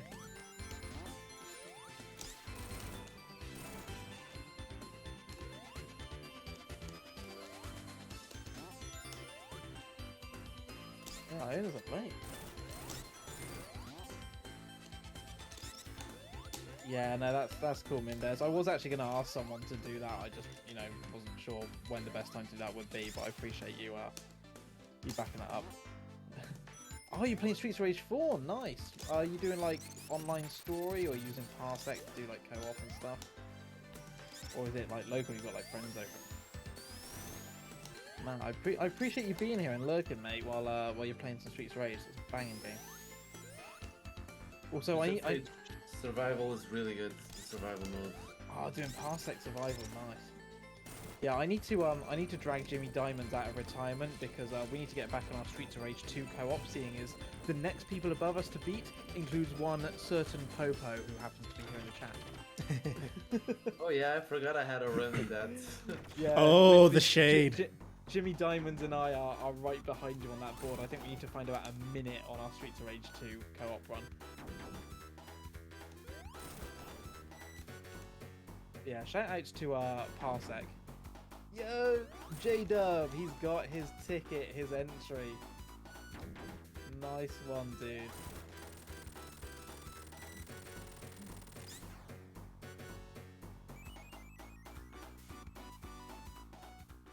I am the Eggman. That's Good what work. I am. I am the Eggman. I'll be drawing it at the end of the Sando 601. So it'll be around about probably sometime between I'd say 11 a.m. and midday tomorrow, assuming that Metal Sonic takes me under 3 hours like I'm expecting.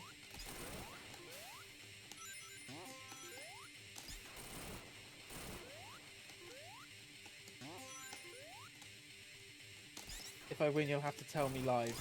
Oh, what? You mean after we come and raid you, yeah? Shit.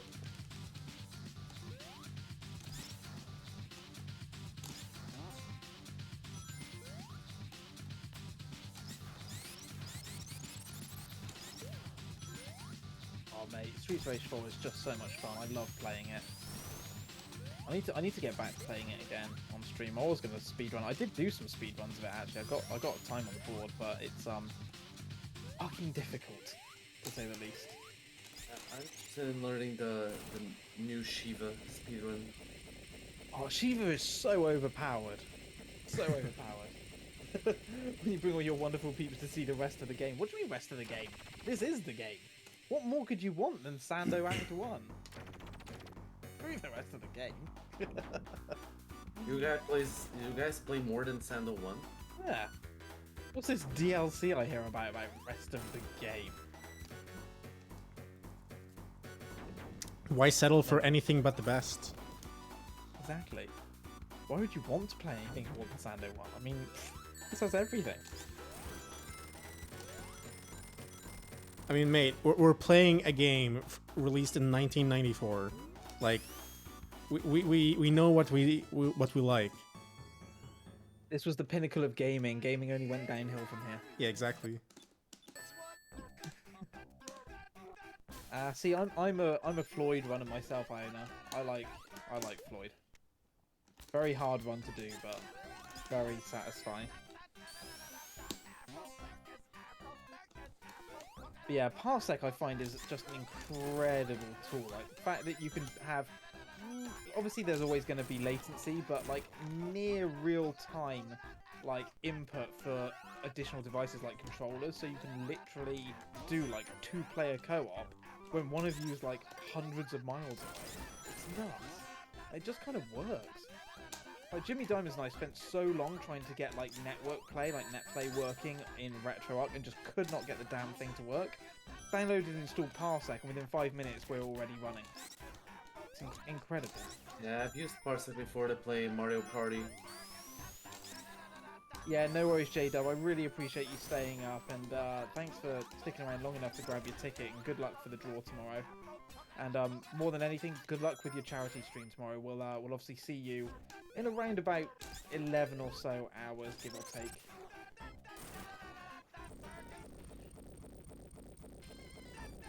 The peak of game was obviously Doom on the Saturn. No, the peak of gaming was Doom on a pregnancy test. Yeah, I saw that one. Doom on calculator. Doom on calculator. I like it Doom on the Apple MacBook Touch Bar. Oh yeah, I've seen this one too. It runs at like 720 by 32. Something insane. But yeah, good night J-Dub. Take it easy, friend. Is the aspect ratio correct though? Yes. Amazingly. I am the Eggman. That's what I am. I am the Eggman. Yeah, like Doom just runs on everything. It's a meme. Like, you know, does it run Doom, or has someone made Doom to run on it yet? But it's for a reason, you know. I mean, it's C code and it's public domain, so all you need to do is like write something that runs on the system like a wrapper, and then you can just play that. Now, the pregnancy test one was kind of cheating. But what he had to do was he had to write a graphics library that translated the pixels into like LEDs that was like on or off. But the actual game ran on like a microcontroller that you can just like buy online. Does it Still run very impressive Crysis? Yeah, this pregnancy test, can it run Crysis? I mean, yeah, it could, but it's going to be very bad graphics for Crysis standards. Black and white LEDs. And it's like, you know, 100 LEDs times 50 resolution. Live and learn. I am on the edge of tomorrow.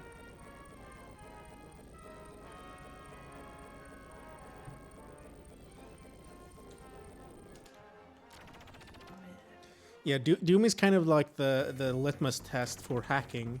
So whenever a new device comes out, they if you can make it run Doom, then you have to hack the console basically.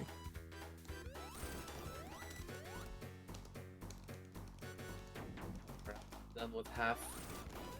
Oh, nice. I'm just coming up to the end of run 49, so 349 for me.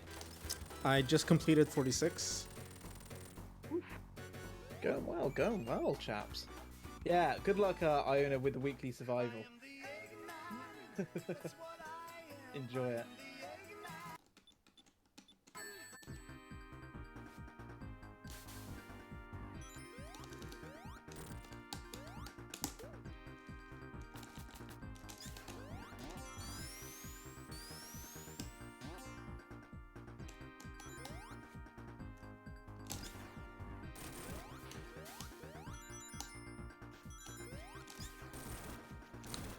Shit.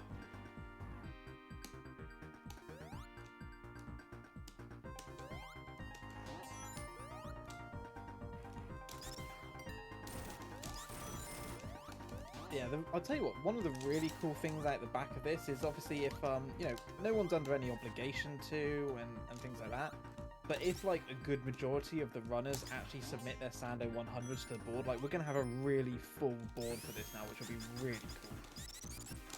I've already got a few times on it. It was only ever meant to be a mean run, and it's a long one, but there's potential for, like, 15 new runs to be submitted for Sando 100 over this day, which is so cool. Imagine verifying 15 runs though. Believe it or not, it won't take as long as people think.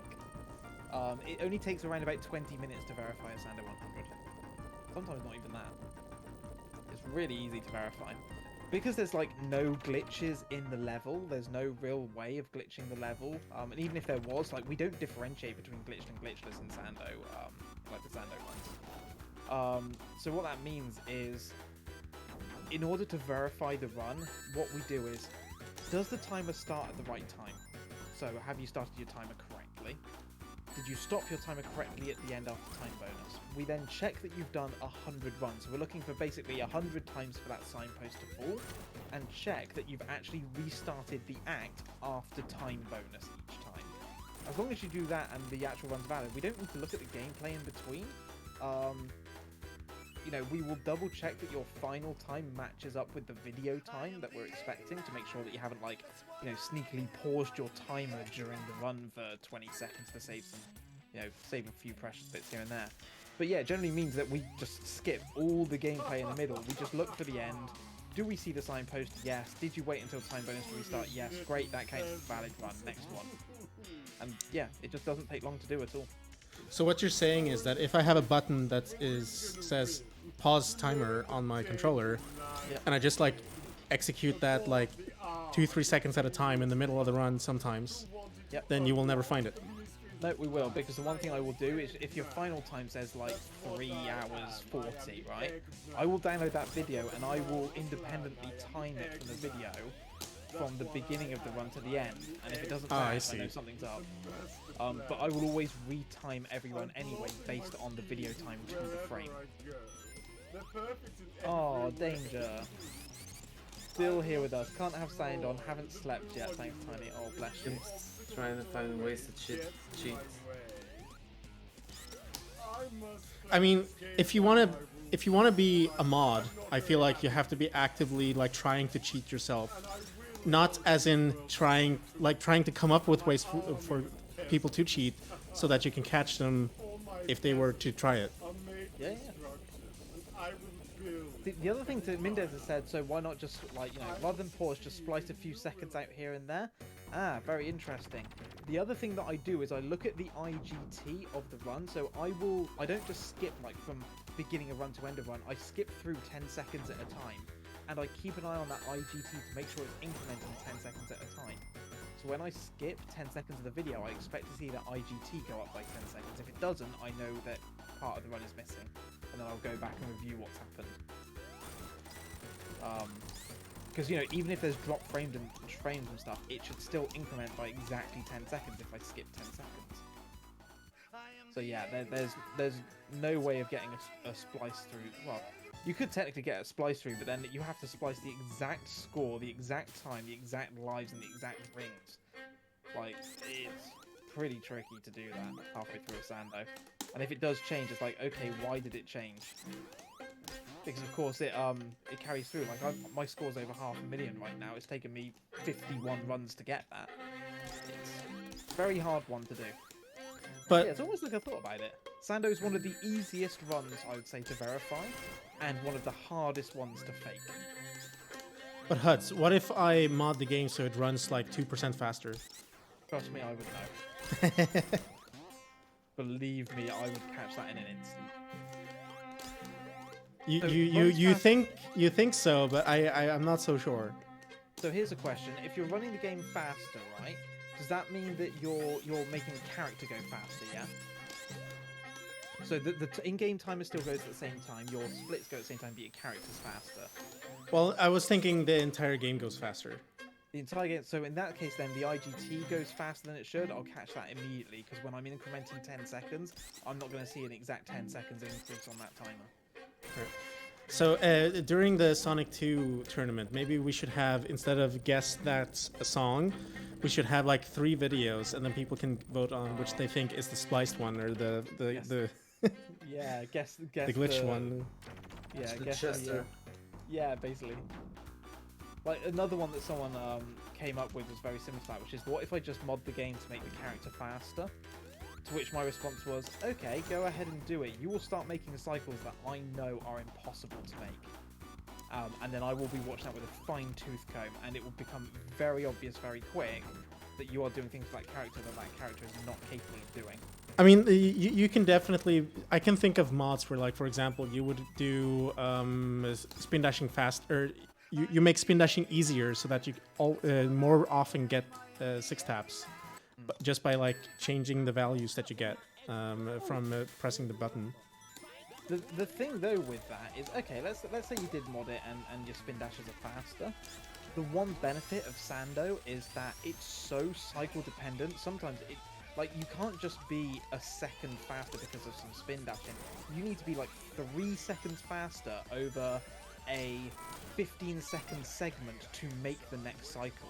It's near impossible to do unless you, like I say, you have to make a fundamental change to the gameplay, and that would be so obvious if done. Hey, Pancakes, thank you. Like I say, it's because of these blocks that are in the way, these cycled blocks that block your path. It's 3 seconds up, 3 seconds down on all of them. So you literally have to find 3 whole seconds in that segment between one blocking bit and another. And that can only be like a 15 or 20 second section of time. It would be so obvious that something's up. Like, so obvious. Yeah, I did. During Sando, probably. I was thinking more general, though. Oh, yeah, in general. I mean, you know, we have had it in the past where someone has spliced a run. And, you know, when we reviewed it, it's like, oh my god, this is so obvious. Oh my god. Ridiculously obvious that they've spliced on a different time onto their time trial. You know, we've seen a few things. We've played around with making the game faster, like making the characters move faster, like with mods to see what it looks like. And honestly, even like adding something significant that would actually benefit your run would be around about 5% additional speed. for the character, and it's so blindingly obvious. Like, you catch it in an instant from the very beginning. You're like, hang on, that character's going way too fast for any kind of spin dash here. Like, what the hell's going on? And yeah, you wouldn't even get out of Angel Island before we're instantly like, yeah, this one's getting rejected. That's the thing, to someone who has run the game for... And Tim, again, you'll know this, Tim, from all your past experience, especially, like, think about Sonic 2. Like, you know exactly how fast the character should get through a certain bit, what the movement looks like, how the character should react. You would know in an instant if you saw something that just didn't look right or look different, because you know what to look for. I think I could spot quite easily if someone mods the physics, but there are more subtle ways of modding the game so that, like, if someone makes Sonic jump higher, like, obviously you're gonna see that. But, you know, spin dashing is one thing that I was thinking. Yeah. No, there are definitely kind of subtle behind the scenes ways of modding a game to give you an advantage. I mean, sometimes it can just be something as simple as changing the way that the cycles work. You know, triggering them early, for example, or, you know, whatever it might be. In general, with the Sonic games, we're kind of lucky in the fact that for the most part, it doesn't really... There's not a lot you can do to affect gameplay that would have... that would not have a noticeable effect. For the most part, it's going to be people splicing runs, you know, taking different levels and using the advantage of the fact that the screen goes completely black between levels in order to splice in different runs. That's probably the main one with Sonic games. I mean, there's also the fact that you can pass off a task run as legit. Oh yeah. There's many ways of doing that.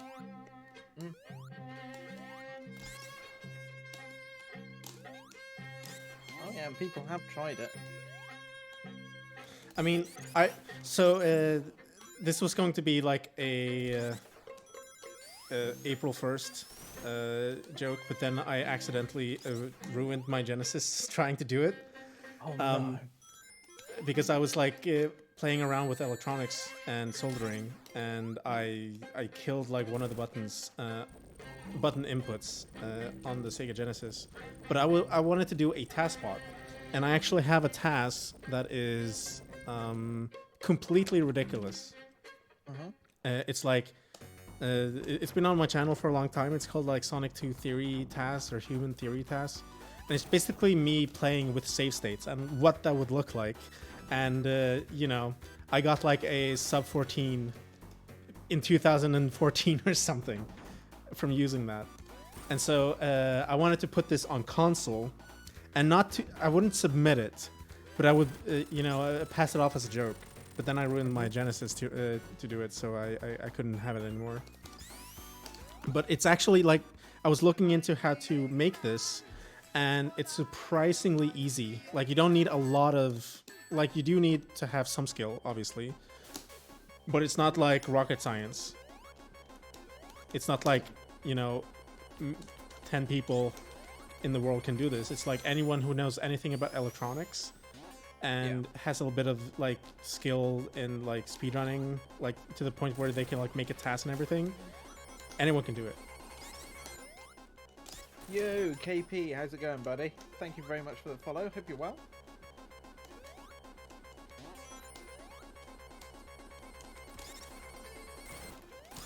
Welcome to some Sonic speedrun madness. Thank you very much for the good luck. Yeah, we are rapidly approaching the start of hour 14. I should say 14 hours complete, the start of hour 15 actually. As we continue on with the Sando 601, run 356 currently of 601. And you're currently joining us, we have Timps and Popo that are joining me for the Knuckles block at the moment. And Popo, I think, still in the lead. Popo, what run are you on at the moment? I'm on the boss fight of run 57. Ah, nice. And Timps? I'm on 52, but also 52. boss fights. Nice, and I'm on 56 at the moment, so very, very closely matched this one. I'm going really well. But yeah, exclamation mark multi. If you want a link to the multi stream, you can watch all 3 of us at the same time.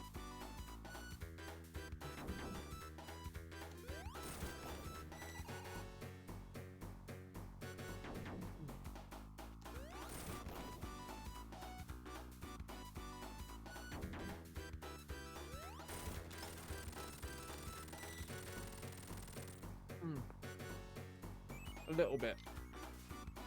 I am the Eggman. That's what I am. I am the Eggman. Yeah, I've not gone completely mad just yet, although I'm sure it's only a matter of time. See, he says that, but he knows that he has like almost half of the entire thing left to do. It's just like an hour over the middle point.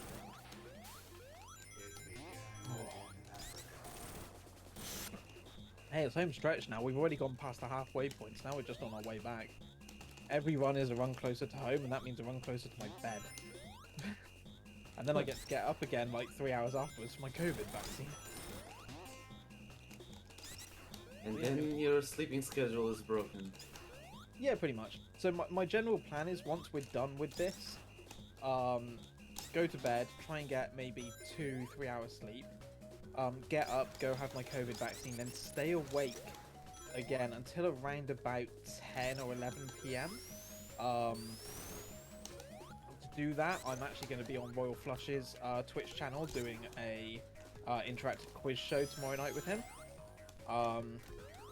This is kind of season finale.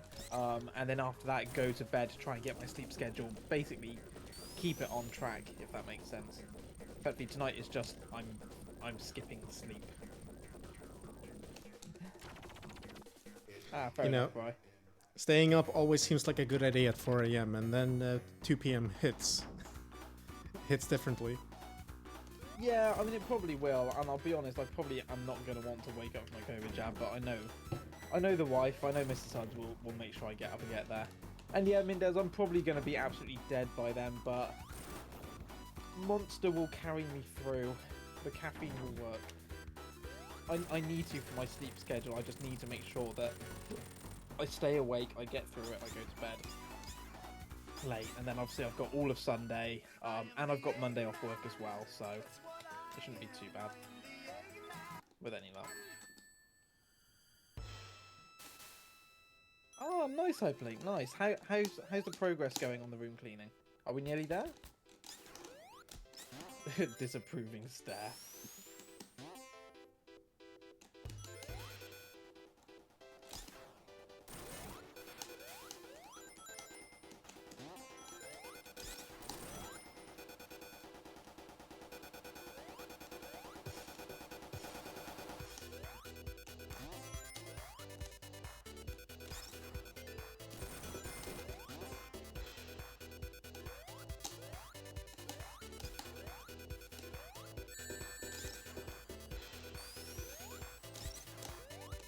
Wait. And gentlemen, I am pleased to say that is the completion of hour number 14. We're now 14 hours and 6 minutes into the run.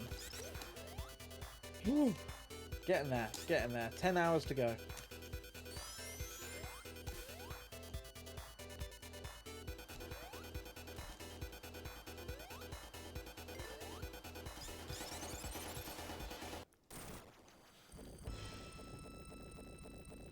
Oof, yeah, taking pure caffeine, that stuff's... You want to be very careful taking pure caffeine. I very nearly overdosed on that when I was like 22, 23 maybe. Yeah, you need to be very careful with pure caffeine. Broken opening. I have to clean around my beside desk and behind my bed, but I might be too noisy to do that. Fair enough. See me do it quietly. That's all good work. Mindez, I've been slowly making stream overlay and audio edits because I cannot be happy. Hey, at least you're, you know, if you're planning to stay up for a little bit tonight, at least it's productive time, you know. Why so? Did we think of anything to make up for the other 2 parts of the Sonic Triple Crown? Oh yeah, the 24 hours-ish of Sando, and we need Sonic equivalents to Monaco in the Indy 500. Oh, what would that be?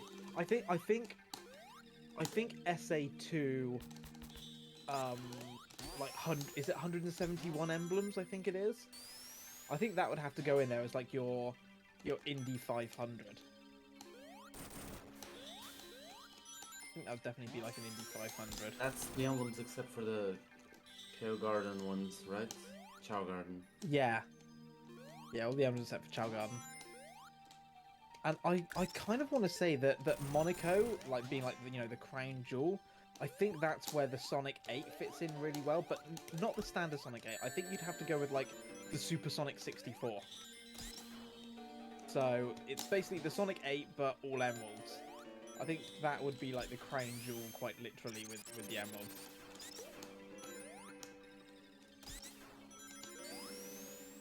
At least you made it to bed on time. Well, exactly, Agent Julian. At least you made it to bed on time. That's always a plus.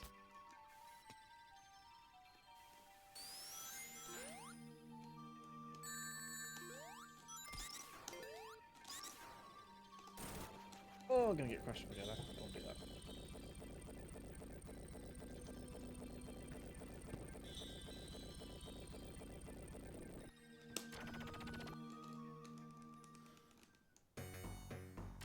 We are very young Graham puns. Oh dear. Yeah, but that means learning games. Learning games is hard.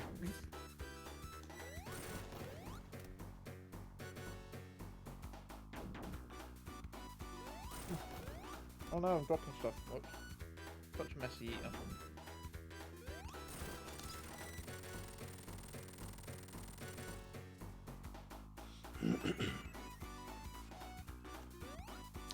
Whoops. I am the Eggman. Oh, What I shit. am, I am the Eggman.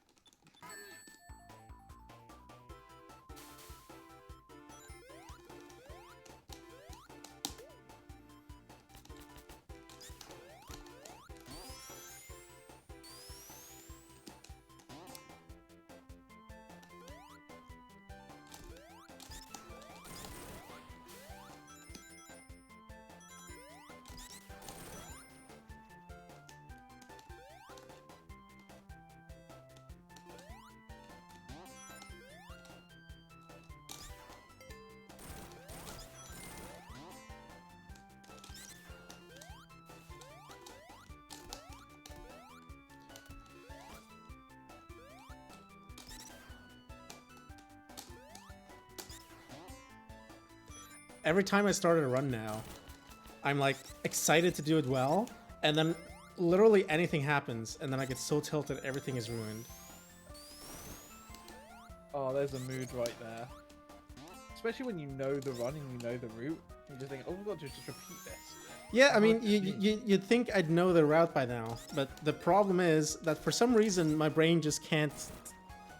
Like, I'm mixing up where I'm at in the level, and so I jump down when I shouldn't, and doing weird mistakes like that. It becomes kind of a blur, everything. Here's a question for you both. Brand New Halo asks, what is the Sonic 1 and Sonic 2 equivalence of Sando 1 if you were creating a Sonic Endurance Championship? What would you guys go for? Well, I would say definitely Lab 3 for Sonic 1. Oh, yeah. For Sonic 2, I don't know, Popo, you want to take that one?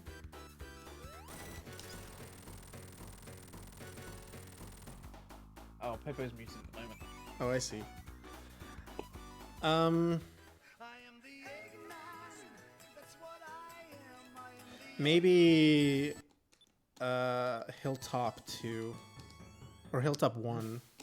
One of the Hilltops. Yeah, that's not a bad shout. What would be... Hey, I must have accidentally hit the mute button when I was splitting. I was gonna Oh, say shit. Hilltop 2 anyways, so Oh. yeah. What would I go for?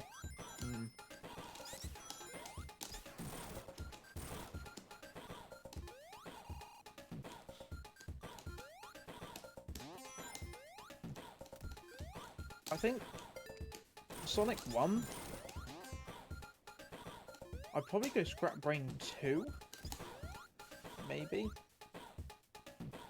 I think it's got a lot of kind of that mix of fast-paced, little bit of platforming, kind of requires you to make good use of all of Sonic's ability. Or yeah. Yeah, I think that would be a good one for Sonic 1. I think for Sonic 2, it's a bit trickier. What would be a good Sando equivalent for Sonic 2? See, the thing is that on like Hilltop 1. yeah, like the thing is, Oil Ocean would be a really good choice if it wasn't for the fact that you can easily glitch through both of them. Yeah. It is a very abstract question, though. Oh, you can also glitch in Hilltop too, though.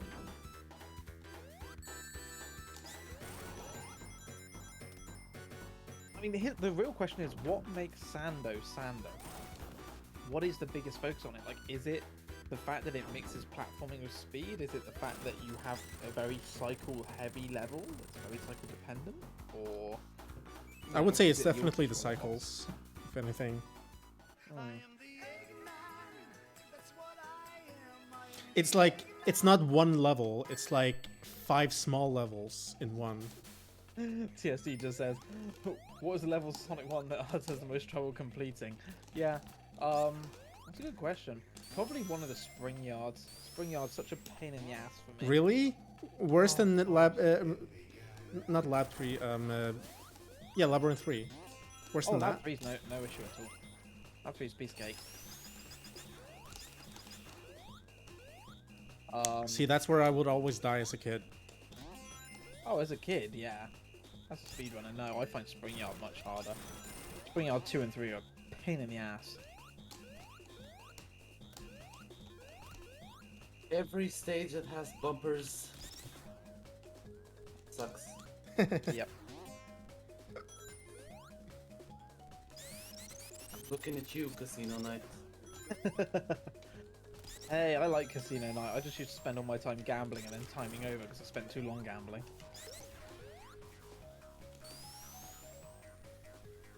But that would give you a Gamble net positive, amount of lives. So it's not actually a detriment. It just means you can gamble more, right? That's true. See, this side they sucker the kids in.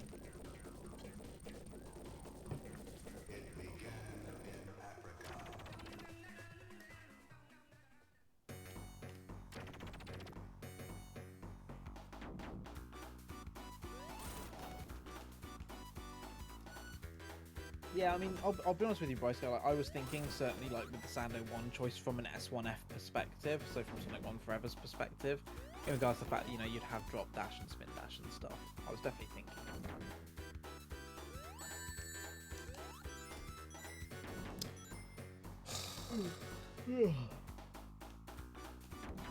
Hey, no worries, I blink. Feel free to take a break.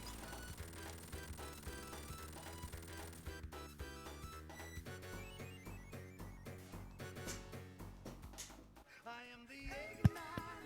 That's what I am. I am the Eggman. The Death Egg 601. Are you insane?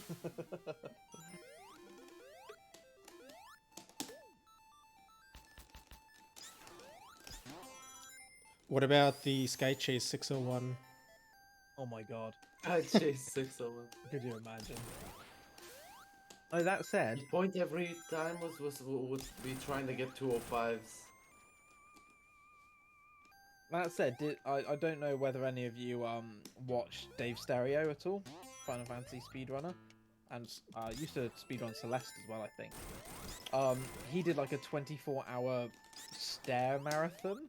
So basically, Final Fantasy VII Remake, there's a section where you can basically take the elevator or take the stairs, and he basically just spent 24 hours running all the way up the stairs and all the way down the stairs non-stop. And I think there was a third game as well that has a similar kind of thing that he threw in as well. So it was like 8 hours of stairs for each game all in one go. It sounds It was- excessive. I mean, yeah, it was something, that's for sure. I mean, have you heard about the desert bus marathon thing? No? So Penn Jillette and Teller, they released like some kind of game in the 90s for Sega Genesis, and it has a game on it called Desert Bus or something. And it's basically just you driving a bus on a desert road from like Las Vegas to I don't know, like maybe Los Angeles or something, and it takes like real time 6 hours one way. And if you if you don't control it all the time, then the bus goes off road and you lose. So there's like this marathon where a bunch of people do a what do you call it? Like when you hand off the controller. Oh, like a relay. Yeah, exactly. So they have like a bunch of people doing a relay and playing this game for a full week. Just Desert Bus going back and forth. Oh my god. And it used to actually be like a big thing. I don't know if they still do it, but this was like 5 or 10 years ago where they would do this. It's 8 hours, not 6. Yeah, 8 hours, not 6. Desert Bus for Hope, Las Vegas to Los Angeles. Cool. I think I'd rather do the Sando 601.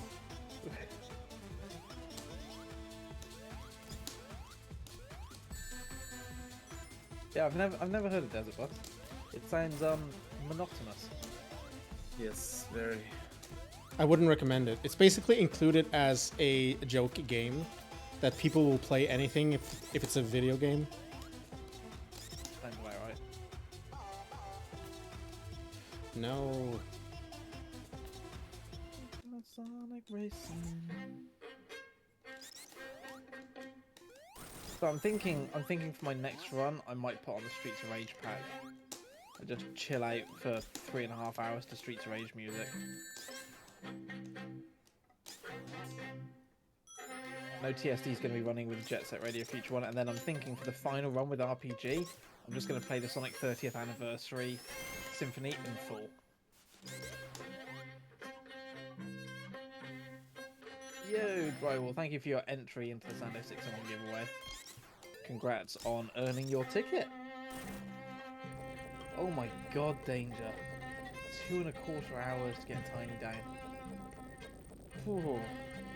Yeah, I remember those long nights when my daughter was that young. It was a long time ago now, like almost 9 years ago. But yeah, I don't envy you in the slightest. If you're able to get yourself some sleep while you can.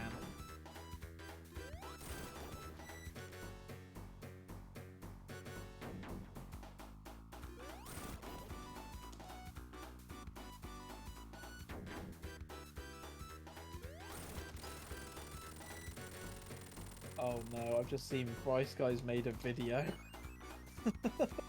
on YouTube. It just says to do a HUD's a definition. Going on Urban Dictionary. Oh no. Oh.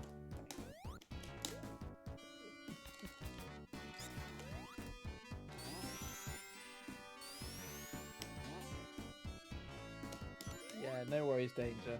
Feel free to wind down. And definitely get yourself some sleep. Hey Elspeth, which level is this? Something sand-based.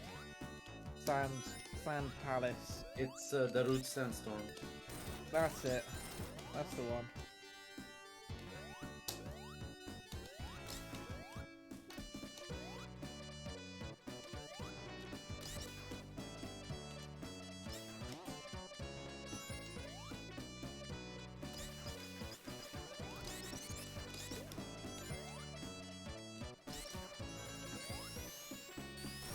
Hill Zone, that's it, Dust Hill. I knew it had a name.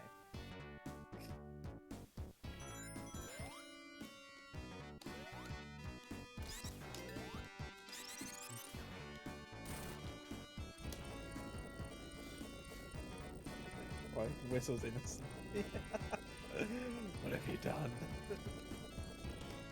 I'm really looking forward to watching that actually. I bet it's hilarious. Danger's asking how's everyone doing. Timps, Popo, how are you chaps doing? I'm doing alright. I'm slowly starting to feel like this is getting boring. Yeah, But- I'm surprised it took so long. Yeah, that's the thing. I thought it would take like 30 minutes, but like I'm 2 hours in now, so you know that's not bad. Doing well. Popo? Yeah, I'm starting to feel a little tired, and some of the runs are starting to get worse. See, the thing is that I'm not improving, and that's really annoying. with the next one, there's only so much it can improve, to be Oh honest. no. Oh no. Oh no is bad. Alright, at least it's the first time in like 30 runs that the boss goes the wrong way. Oh, it's not too bad. Yeah, Danger, as for me, I'm definitely feeling it now. I would say on that scale of 1 to 10 of how, you know, Pokemon feeling, I'm definitely at around about 4 at the moment.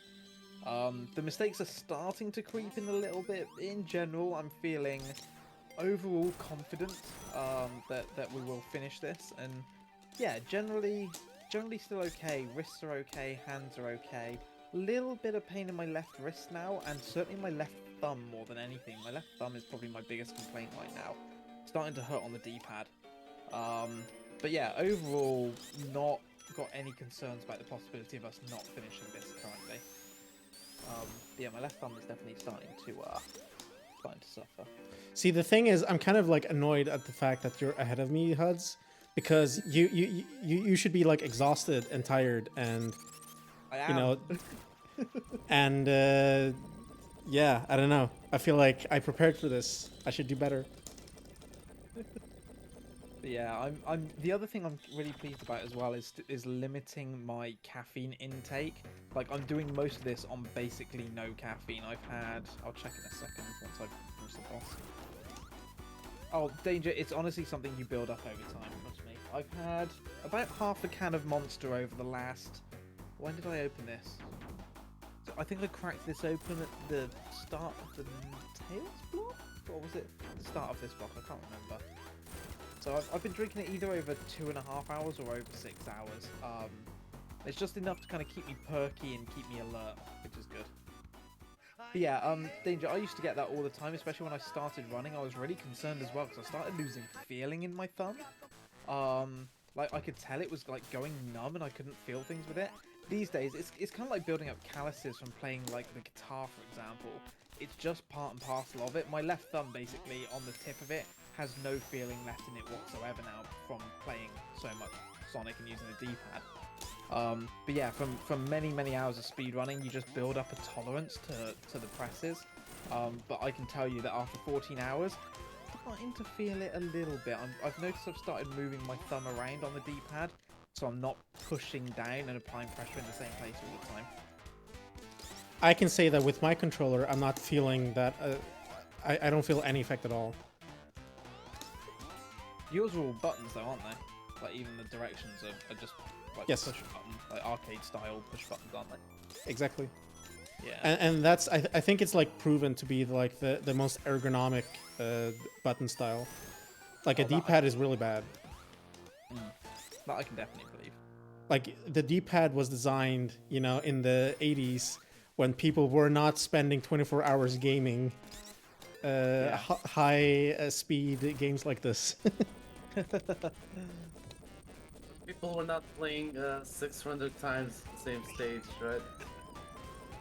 Only more. Well, I mean, they were, because that was the only game that was available at the time. It only had like 3 stages, and it cost like the equivalent of maybe 100 euros to buy. So people were playing the same stage hundreds of times, but they just didn't do it for 24 hours at a time.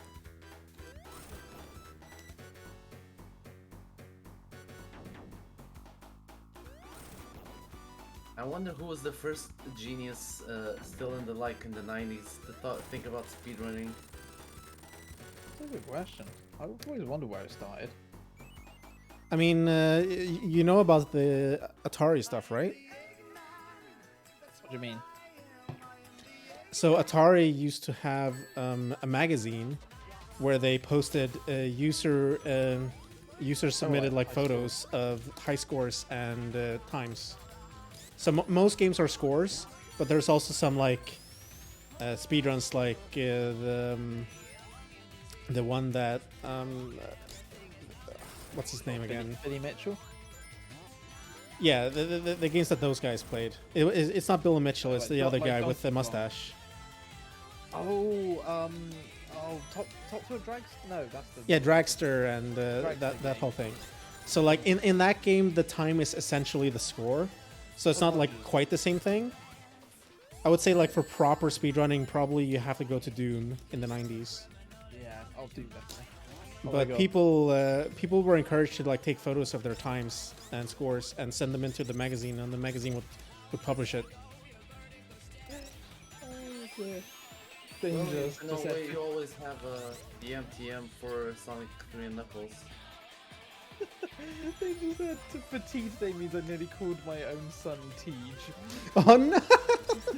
They just said Tiny. No, we don't call you that IRL. Tej. No, that's definitely not it. Oh, no. Dear.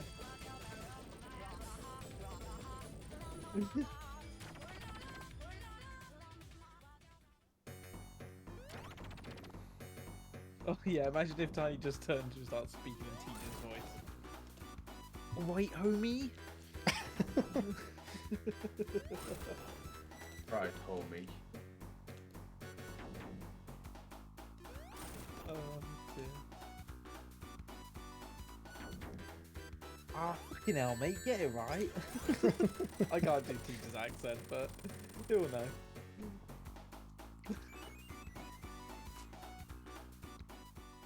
I am the Eggman. Oh my god, the Resident Evil 8 babyface swap mod.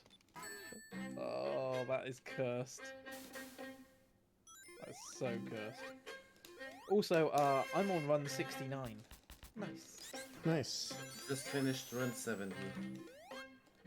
I'm on 63, so I'm falling even further behind. Oh, still going well though.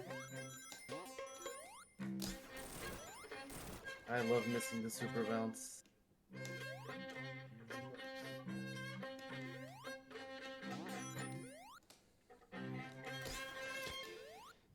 It's not helping that I think the most common song that I get on this playthrough is the Wii Shop menu. Danger, I hope you managed to sleep well as well. Like I said, when you do wake up, feel free to come in and say hi, but no obligations, of course. And yeah, get as much rest as you can. Take advantage of Tiny being asleep. Take care of yourself and look after your family. Sweet dreams about Tiny with Teach's face. Oh god. I'm just imagining a baby with like the facial hair that Tish has. The black mustache and Oh no. everything. And shaved head, of course. And shaved head. Bald baby with mustache and beard. Oh dear. Bless him.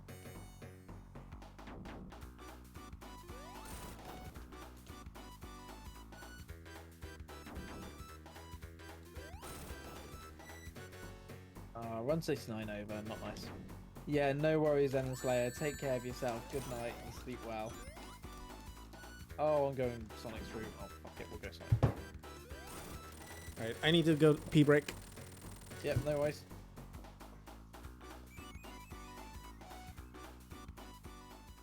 I am the Eggman. That's what I am. I am the Eggman. I got the master plan. I am the Eggman. That's what I am.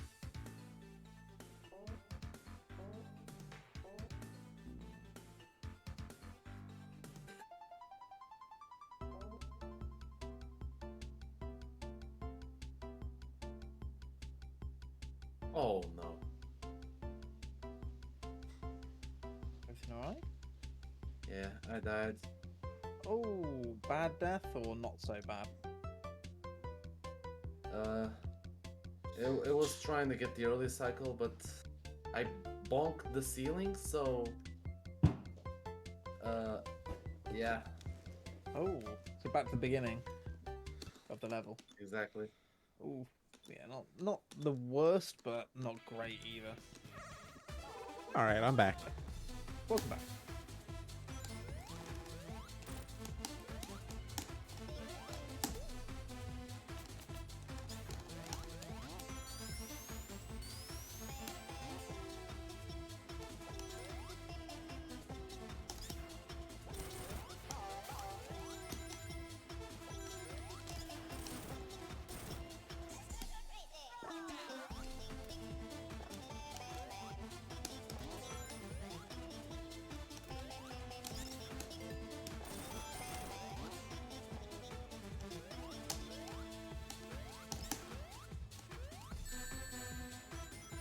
Alright, 30 to go. It's 170 complete. On for a good time here. Should be about a mid. I think we're on for maybe about 320, maybe 330. I think we're probably going to be closer to 330 on my side. Didn't Old Club get 320? I can't remember exactly what Old Club got now, actually. It's definitely not Old Club pace. It's probably closer to 330. Maybe a little bit more than that, actually, thinking about it. 340, maybe. Well, I bet 20k on you getting over 43 because I thought that you were going to be exhausted. So bad luck and all such things to you. Make me rich.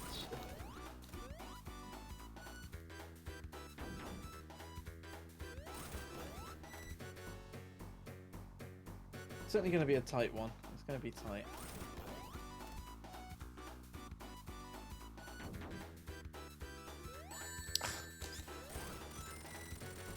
I'm starting to feel like this boss is worse than Red Eye.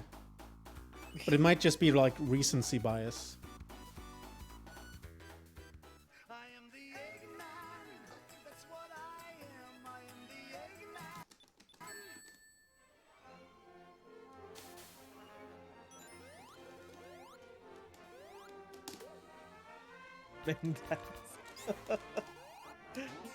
Nice. Yeah, if you know it, Bri.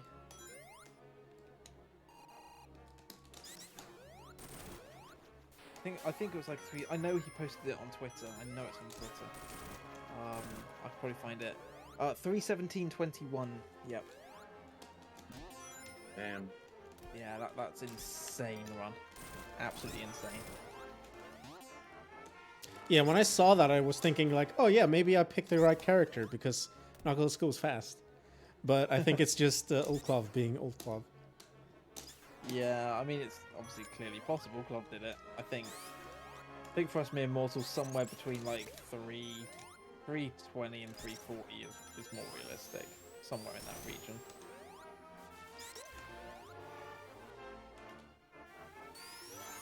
Yeah, that was Nux, Mendez. That was Club doing Nux earlier.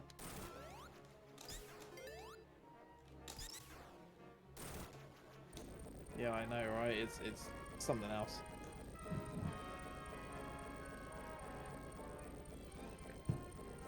Like, his consistency is just insane.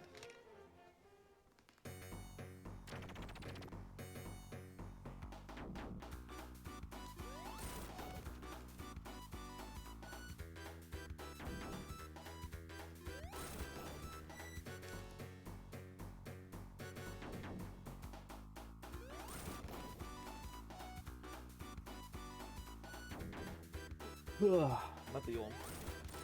Sorry, I should cover my mouth when I'm yawning. I apologise, chat.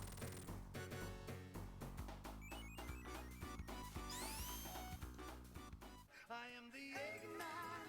That's what I am. I am the Eggman. I broke up with my ex-girl. Here's the number. Spike the wrong number.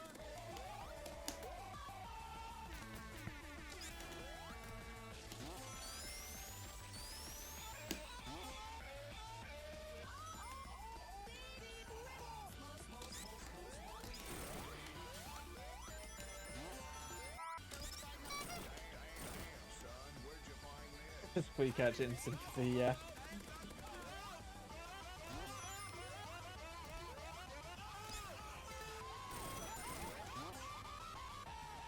Hey, Ice Griffin. How many Sandos to go? 200.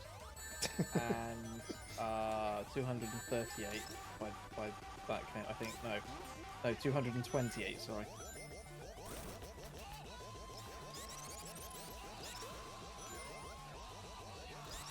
Yeah, this is run 373.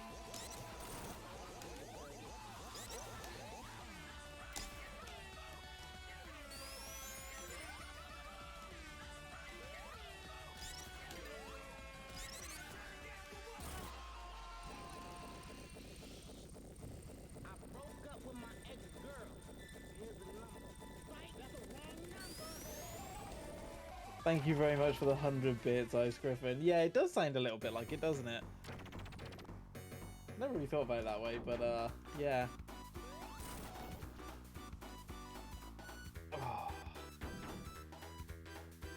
Yeah, it's currently 2:32 a.m. here in the UK. Definitely well into the early hours of the night shift.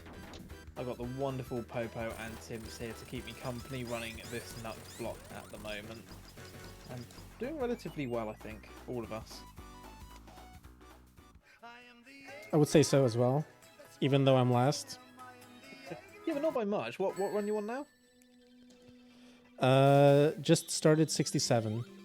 67. So yeah, you're only like 5 behind. That's really good. Like really good. See, at least I can say that you had a lot of practice HUDs. Oh, yeah.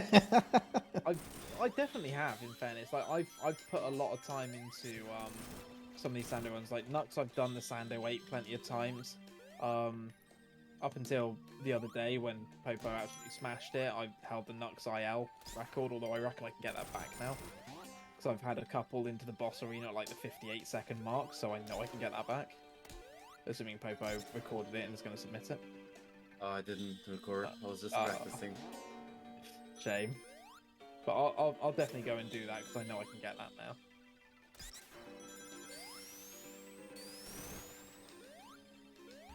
Elspeth, if you want to, I can send you a link to my OneDrive where I've got like all these music mods held, and you're welcome to download any of them and look at how the JSONs work and stuff.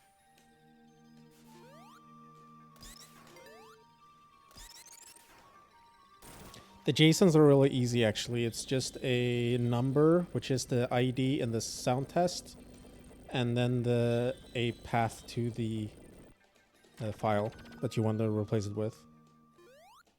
Elspeth, do me a favor just to make it easier. Can you just send me a random message in Discord just so I've got you in my DMs? It'll just make life so much easier. Oh, the randomization code itself. Yeah, that's on... Like, yeah. there's a zip, but, like, Ben, I guess he put it on GitHub or something. I don't know if the randomization code is on GitHub, but I can easily send you the mod. Like, it's not private or anything. It's very much a publicly available mod. Yeah, Elspeth, if you send me a quick message, HUD601 #0601, and I'll paste it to you in chat.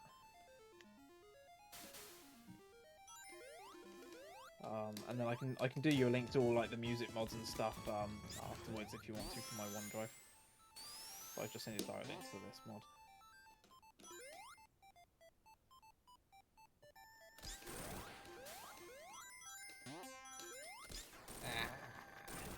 Rubbish.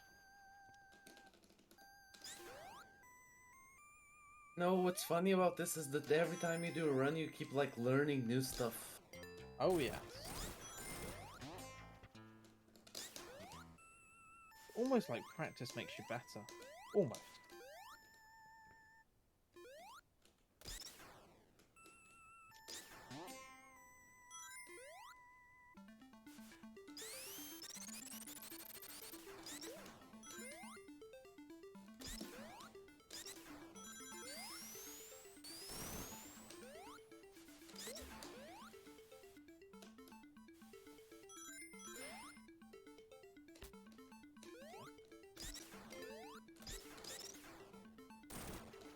There you go. There's a link to download. That's the edit of the random stage music mod. So what that one does, it's a slight change to it to include some extra tracks, like the bonus stage music and the game over music, because it just allowed RPG for his his Sando Rando pack to just cram in a few more music tracks for us.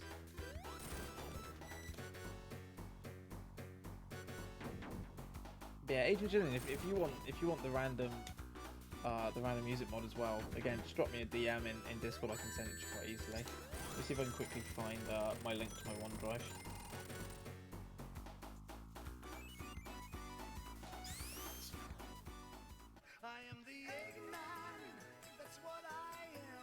I'll send this over to you in a second, Elspath. Run 69. Milestone Nice. get. Nice. Oh yeah, no, I know, Bri, I know.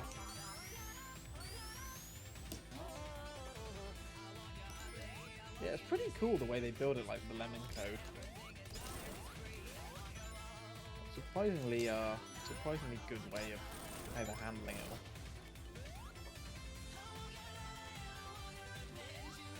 Yeah, you developers, you absolutely amaze me. I have no idea when it comes to development.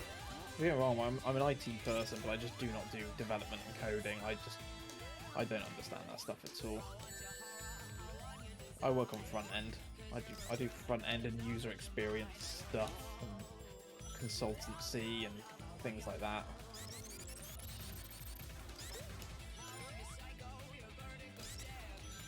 I like to program in C. So I'm kind of like the direct opposite of that.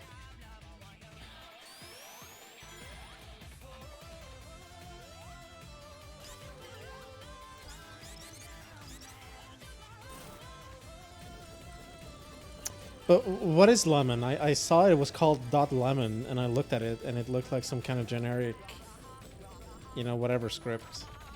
Oh yeah. But I never heard about it before. Yeah, it's a proper script. Yeah, that's what Sonic 3AIR is kind of built on, is the lemon script. There's a whole like developer pack and like how to read it. Yeah, it's a homebrew script for Sonic 3AIR. So it is custom for Sonic 3. It's interesting. Pretty certain it is. I'm not aware of it being used anywhere else. Agent Jillian, let me know if you want the link to like all of the different mods from my OneDrive. Obviously it's not everything, but it's like all the ones that I have. Or if you just want the random music mod scripts, let me know which one you want.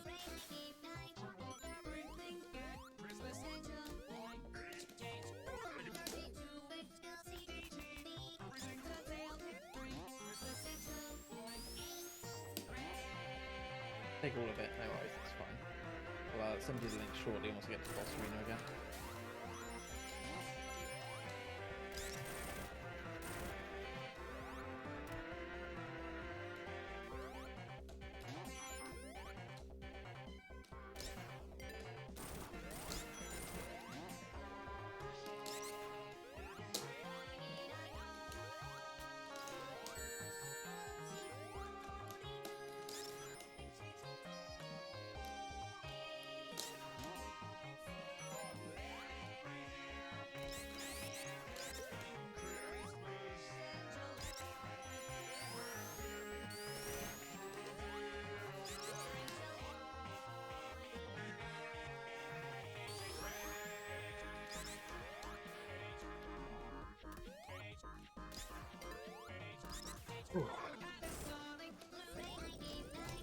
Over 3/4 of the way there now on this one.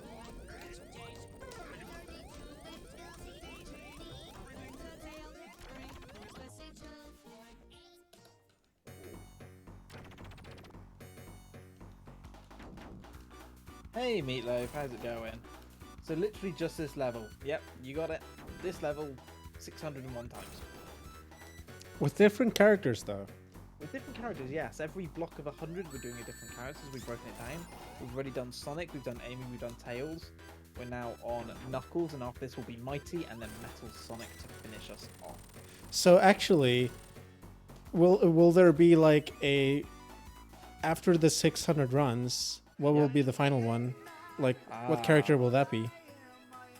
That one's a special surprise. It is one that I have shown off on my stream before. I think I know what it is. Yeah, it's a still in development character that for the majority of people they won't have seen, so I'm keeping it a secret. Yeah, that's Until fair. the final one. It's a good choice though. I thought, you know, what better way to finish it off, you know, than with that particular character.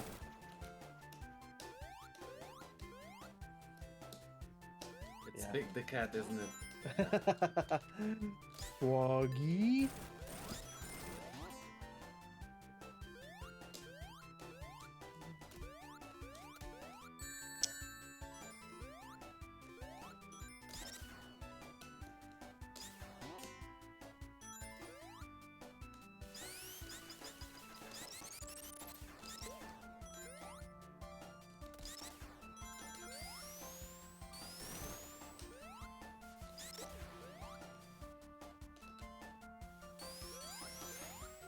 Nej, fan! Hate that.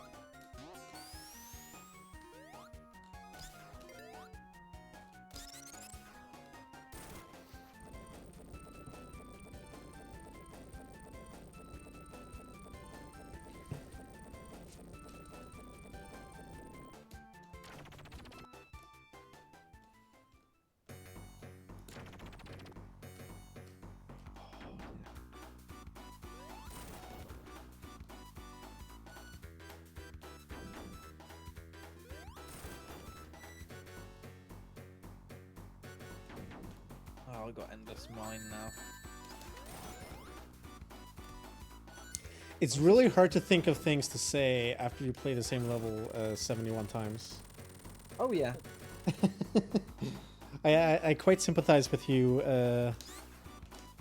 trying to keep the stream interesting. Yeah. It can be trickier than you think. Yeah, especially like, you know, on top of running it so many times, the monotony of the same level, of everything that is like 14 hours and 43 minutes into it.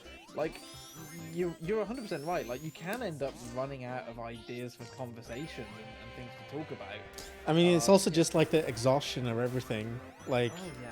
you slow down when it's like 3 a.m. or 2 or 4 a.m. almost. Yeah. Yeah, and your brain just kind of stopped being able to function in that way to, you know, critically think about things, and you know, you're devoting so much of your brain power to doing the run and keeping things going that it can, for you know, a large part. Like I am in pretty much autopilot right now on the run, but yeah, I mean it is tough mentally, and Bry's right. You know, imagine if I was doing this without any guest runners, like that would be nuts. I think I would be having a much harder time though, because I wouldn't have, you know, other people to bounce off of and to kind of keep me distracted and help the time pass. I think if you're left to kind of stew with your own thoughts too much, it can just make the whole thing a lot worse. And I'll be Yeah, honest, go I on. definitely agree with that. See, Like the thing is that I definitely can't imagine doing this on my own without being in a call. Yeah, same. Like the first Sando 100 I did, like I say, I think there were really only kind of 3 or 4 people who were there for any good chunk of it. For the most part, there was no real chat, so it was kind of just me on my own for my first run was like 4 hours 20 something minutes. Basically just running this over and over again with very little interaction. I can tell you that was tough. That was easily my hardest ever stream, believe it or not, up to this point, because afterwards I just felt utterly exhausted.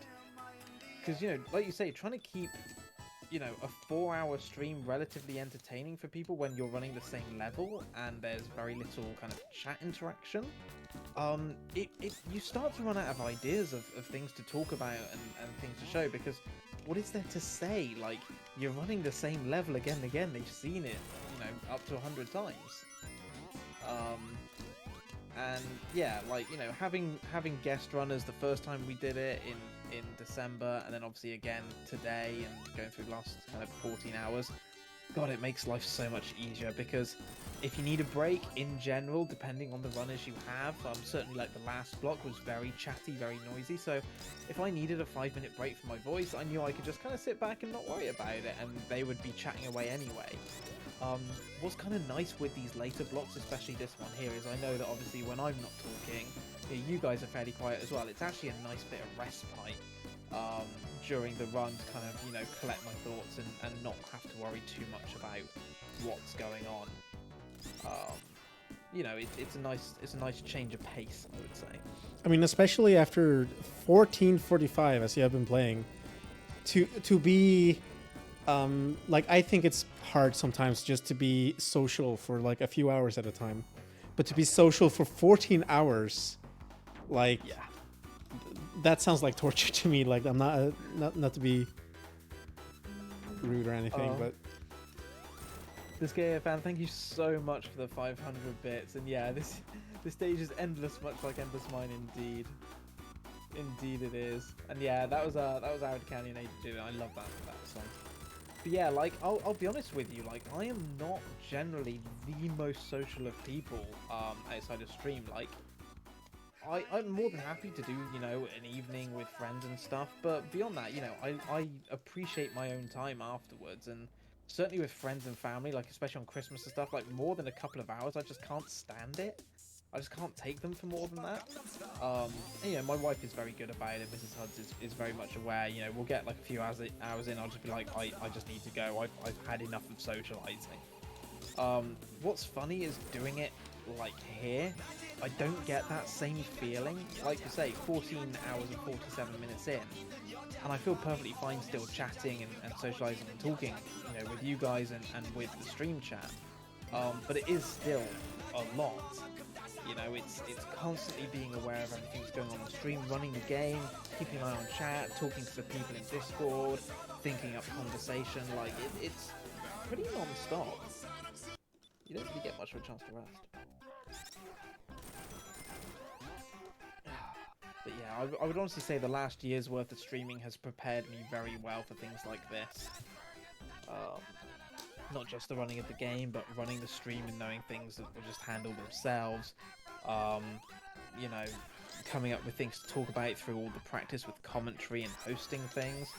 And more importantly, and probably the most important thing that I've yet to mention, having an incredible mod team that are taking care of almost everything behind the scenes for you. My god, it makes such a difference. When you're not scrambling around to have to organise every little thing. Like, they're taking care of stream titles and links, and, if people in chat come in, they've got a question like, oh, what's this? What's that? How do I do this? Like, the mods are just straight on it. Xanon, Mindez, all the wonderful team that I have here behind me helping me out have been fantastic.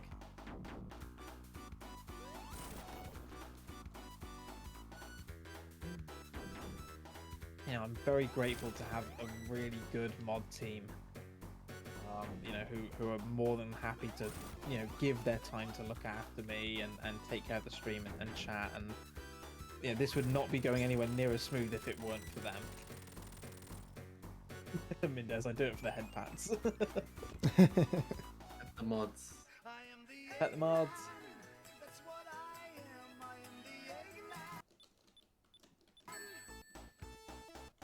Yeah, it's... I myself as a streamer, Jillian, I'm still learning a lot and figuring out a lot on how to do things.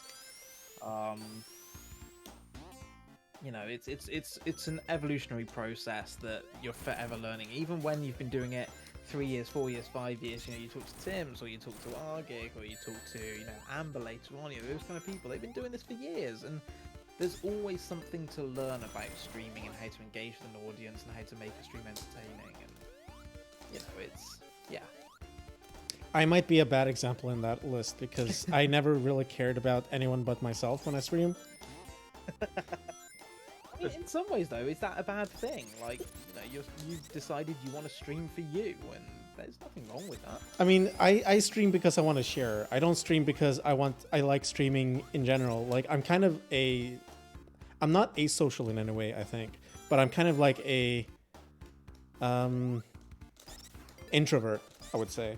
And so I don't feel so much anxiety streaming, but I don't like being on camera, and I can like be self-conscious about my voice or like whatever.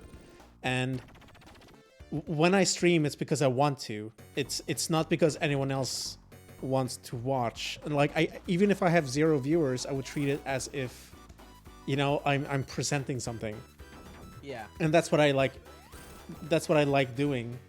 And it's also why I don't stream very often, because like when I do stream, it's because I really want to. And if I don't feel like streaming, I don't treat it as a task that I need to do to like keep a following or something. I never cared about any of that.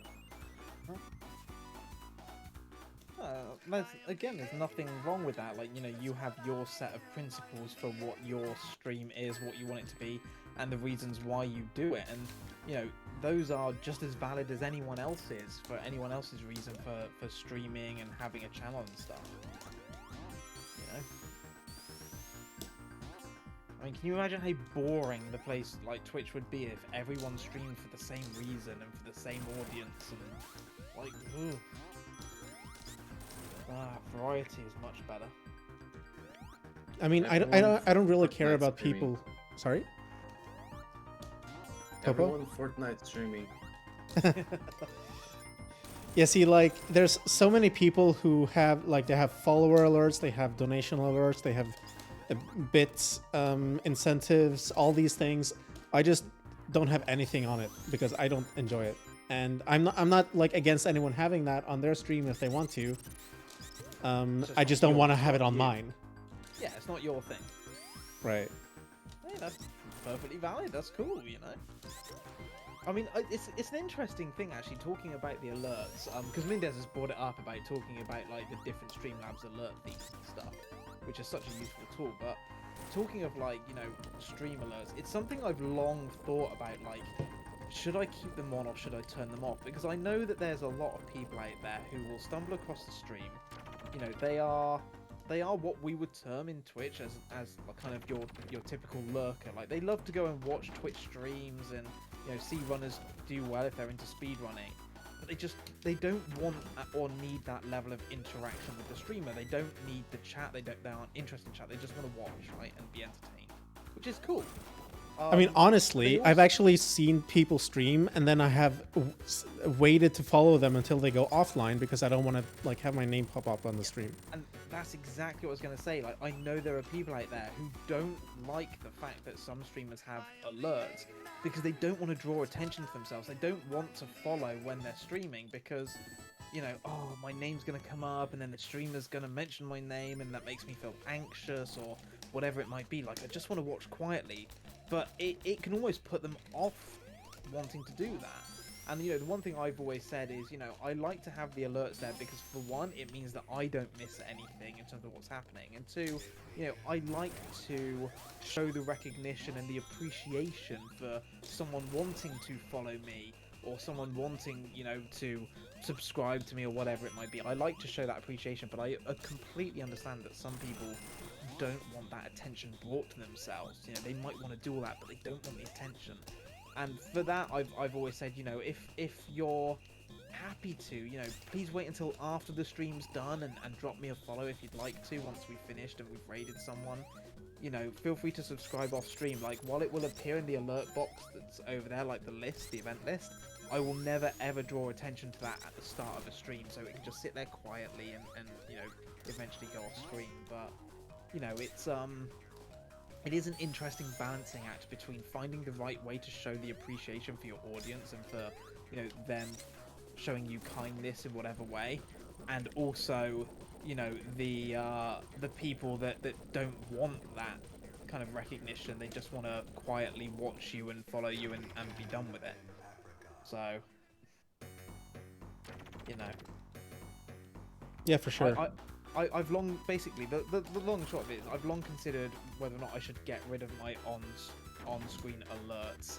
I think for the moment, as a small streamer trying to build a community, I personally like showing that recognition. I think from my perspective, it's polite, but I get that some people don't like that, and unfortunately, I don't really know what the right answer to that is, other than saying, look, drop me a follow offline if you're willing to do so.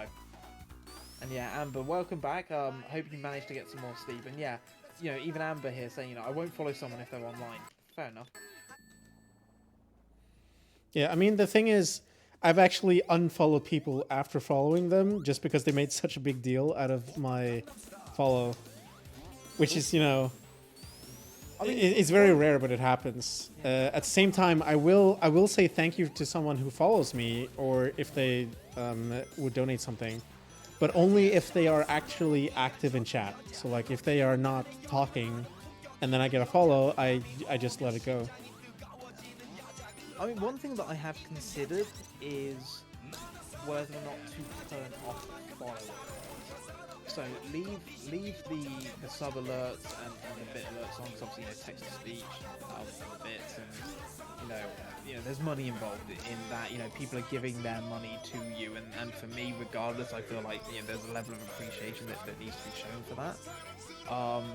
But at the same time, I think that, you know, maybe, you know, what is the right time to maybe turn off the follower alerts, allow people to drop a follow and just, you know, stay under the radar if they want to do that. I mean, honestly, I think it's just like something that Twitch should implement. Like, if you want to be anonymous and not have your name show up for every interaction, then you should just be able to do that. There's no reason for you to not have a setting where it's like, don't trigger follow alerts in the settings, privacy settings or something.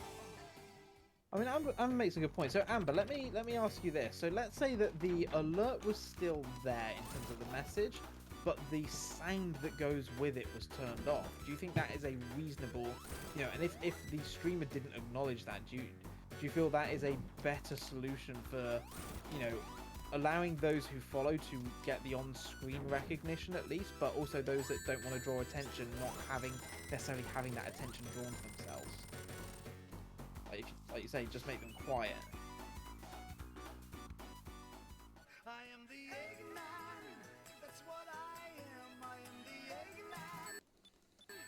I mean, it's something I've long thought about, like, you know, Oh. whether or not I should change that approach, and I am considering doing it.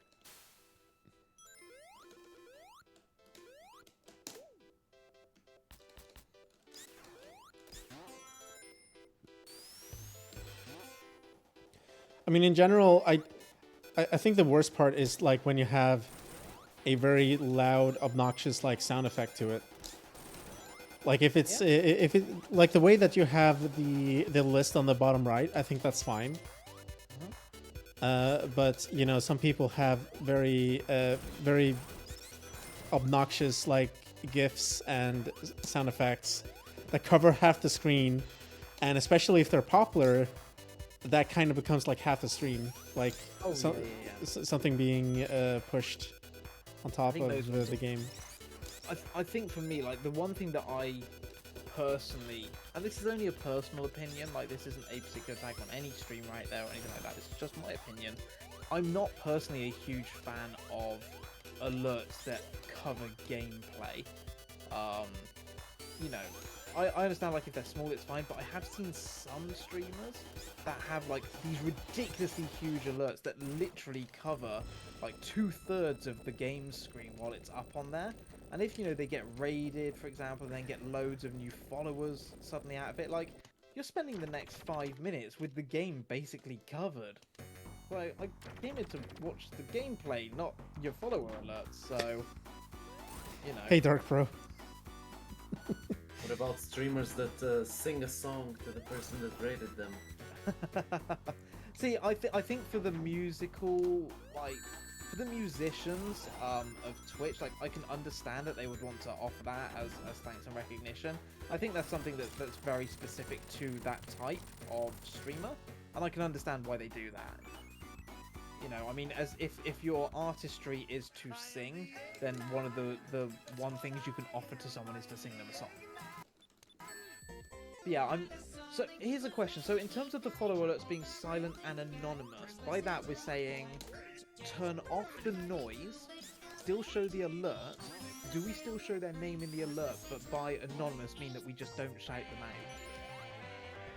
Because I'm tempted to do that. I'm very tempted to change it and do that.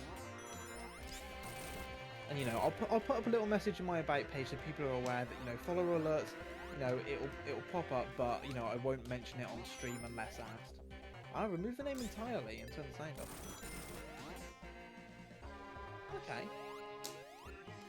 So effectively, it just comes up and just says, like, thank you for the follow for this thing. It doesn't say who or what for.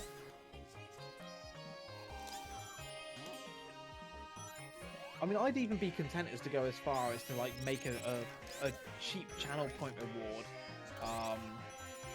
for those people that if they want a thanks and a recognition, they can just redeem like a quick channel point reward, which like hey, I've just followed, and I know then that they want a shout out, and I can give them that shout out. I think that's a decent solution. I think it's still like Twitch being not inclusive enough to allow you to choose how you are, like all the things that you share with other people whenever you like visit their stream. Yeah, it's a really hard balancing act. I mean, I think also at like if someone has to like redeem points for like a shout out, it feels worse probably. yeah. Then like it feels awkward, like why is it important?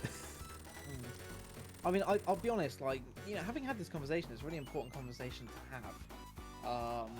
I also, sorry, Ice Griffin, if you do exclamation mark giveaway, it will give you a link to see what the prizes are.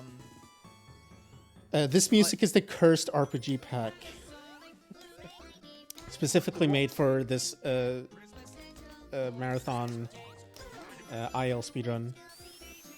No, of course, Amber, I get that. I think like I'm leaning very much towards the preference of basically just turning off follower alerts, just turning them off entirely.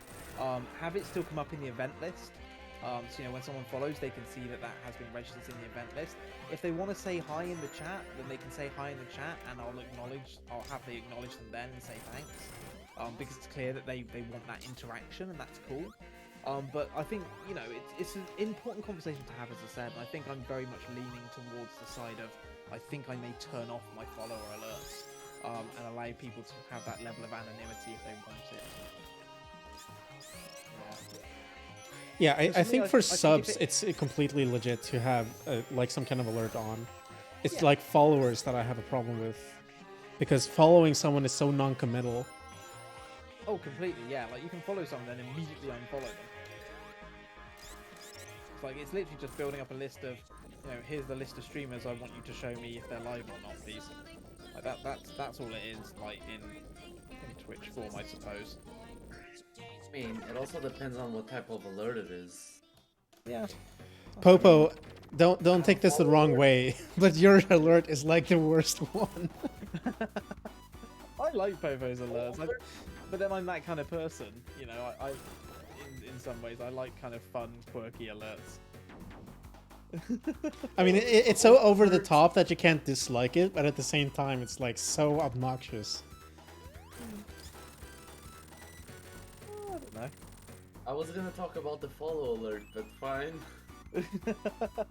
Oh yeah, I've seen that. Like people say, "Hey, random person," because they see them in the viewer list on the chat. If you open that window, even if they didn't actually say anything in the chat.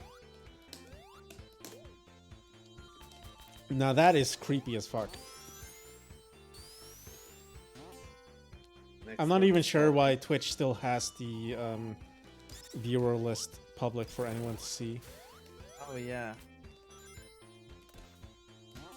Yeah, agreed, High Blink, like, completely. Like, calling out lurkers is just, like...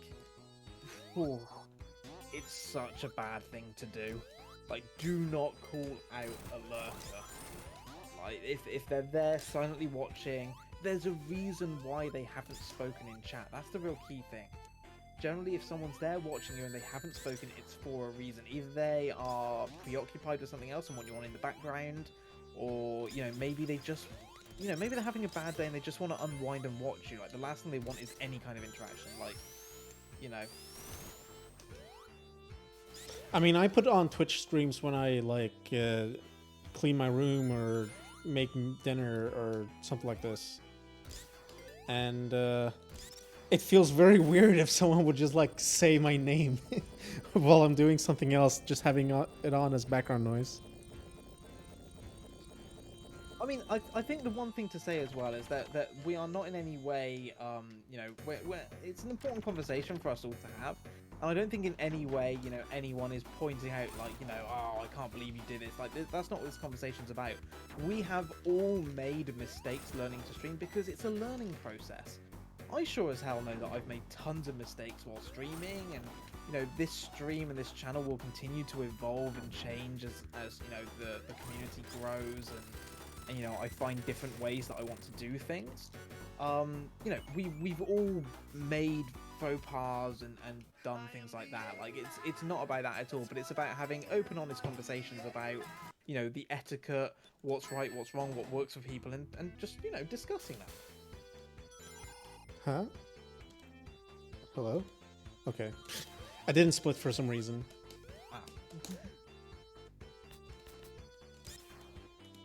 Yeah, like, I think that certainly the other thing to bear in mind as well is different cultures have a different take on, you know, levels of politeness and acknowledgement. Like, for me, you know, I guess being a Brit, like, the idea of not acknowledging someone for following me, like, honestly, there's a little bit of me, even now, where I'm thinking, like, oh god, if I turn off my follower alerts, I don't even thank them, like, oh god, will they hate me for that? Like, how rude can I be? Like, I can't even be bothered to say thank you for them dropping me a follow, but like, that's just my typical kind of, I suppose, British tendency eking out, where it's like, to me, it almost feels like rude, but the weird thing is I know if I went in somewhere and followed someone, and there's no acknowledgement of that, like, I wouldn't care, because I've made the choice to follow them, I want to follow them, I don't really, you know, I don't need an acknowledgement for that, I'm just happy that I found a decent streamer, and I want to follow them because I want to come back and watch them again, maybe.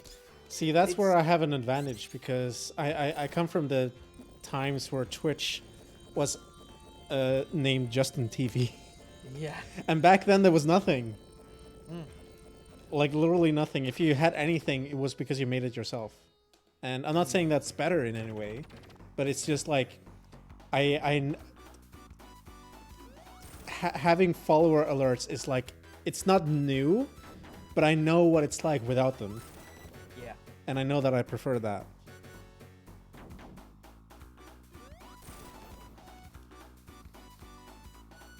Yeah, I think I'll do that. I mean, I think the main gotta lick the lurkers. They need to be loved. Also, welcome back, Animus. I think yeah, that's what I'm gonna do. I think I'm gonna make a decision that after this stream, my follower alerts are going to be turned off entirely. They will still appear in the event list because I can't control that, and I like having an event list there for people. If, you know, someone follows me and then talks to me in chat, I'll acknowledge them and say hi, they've made that decision to want to interact with me. You know, at that point I can thank them for their follow. But aside from that, you know, if people choose to follow, I'm obviously always eternally grateful, but I will stop the alerts and stop calling it out as well, because I don't want people to feel anxious or worried about, you know, what should be just a simple decision. Do you want to follow a streamer or not? You know, I think that would be a good step for me to take. You know, the sub alerts and the bit alerts will stay on, one because of TTS, and two because there is, of course, you know, people are giving their money for that, and I feel that I want to, you know, make a bit more of an acknowledgement about that. I think it's a different circumstance from a simple follow.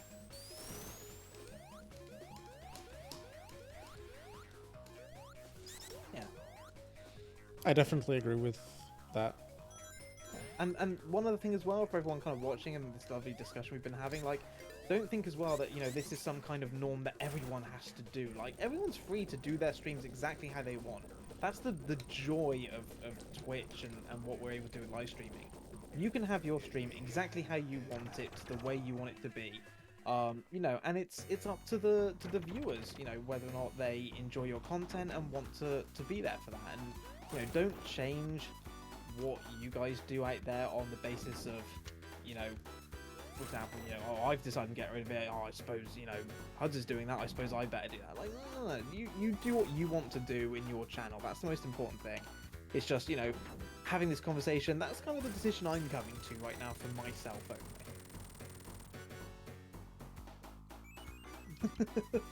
Yeah, I know, Amber. It's kind of worrying. I'm starting to wonder whether or not like what's coming out of my mouth makes sense half the time.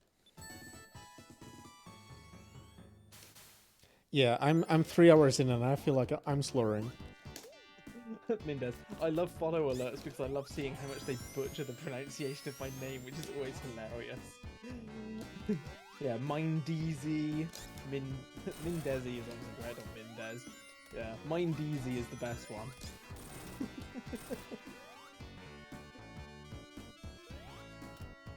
Someone once called me poo poo instead of popo. Of course. It's so obvious, but it's so good that still. Oh yeah, Minzy. Like, do they just like forget that there's a D in there? Isn't there a South Park character called Minzy? Not that I can think of for South Park. Yeah, I think it's like one of the handicapped kids, and it's like Minji or something. Oh no, yeah, you might be right. Yeah.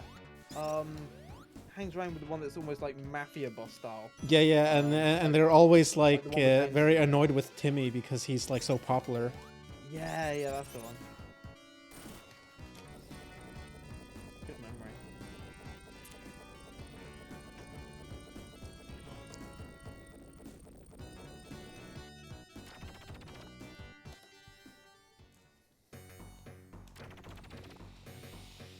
Anyways, I had another Twitch account I used to lurk with, but it got hacked for whatever reason, never even streamed off it, so now mine looks super new.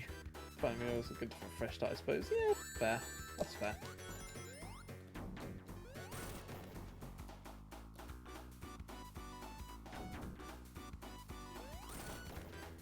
But yeah, just to let you know, for everyone who's going to be joining for the next run, it will start on time at 4 AM. So if I finish early, great. It just means I get a bit of a break. You know. Darkpro just said that shoutouts to when Darkspine Sonic thought my name was Dark Poo.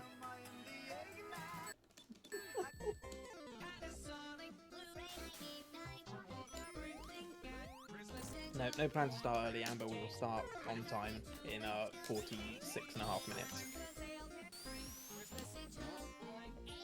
Yeah, I got to earn my breaks here. We'll probably sit around and just chatting for a little bit and just, you know... Oh god, I'm taking Sonic's route again. I'm an idiot. Finish the game faster for longer breaks, 5 hits. Exactly. Yeah, this one's gone a lot quicker than I actually thought it would based on where I was earlier, so I'm kind of pleased about that, because for a while I thought I was going to be finishing around like the 3:40 mark and only getting a 15-20 minute break, but looks like I'm going to get maybe upwards of half an hour, which would be very welcome.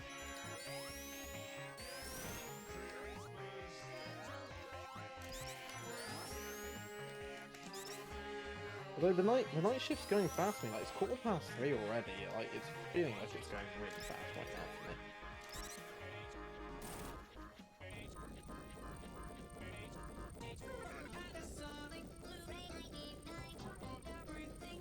Oh god, where am I going?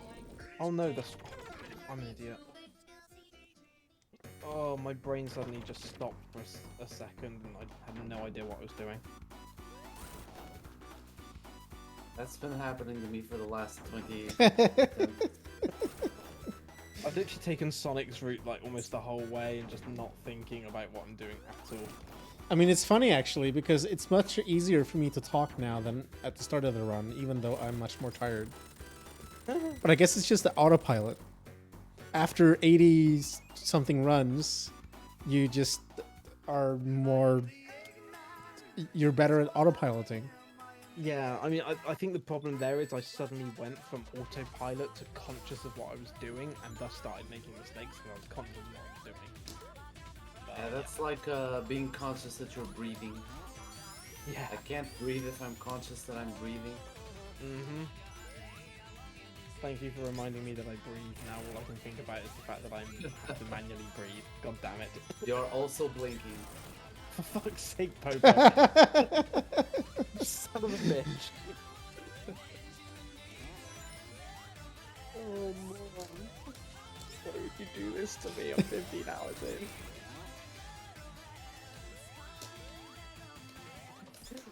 No, don't do that one. What would be worse, doing Sando 1 for 24 hours or manually breathing for 24 hours? Jesus, manually breathing. I'd probably die after about 8 hours when I'd suddenly forget what I was meant to be doing.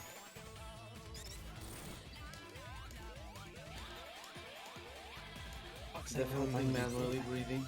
Definitely. Yeah, that's so exhausting. Imagine if you had to actually manually breathe all the time. I know, Dark Pro. I've had this song on my phone for the past like 8 years because of that. Oh, I wore the best shirt for this fact that I don't stream cam. What shirt have you got on? Me? Oh no, Amber. I mean, believe it or not, because this is the night shift, it's overnight. I am genuinely, after what we said from the Tails run, I am in my Sonic pajamas right now. Not even joking. That's cute though.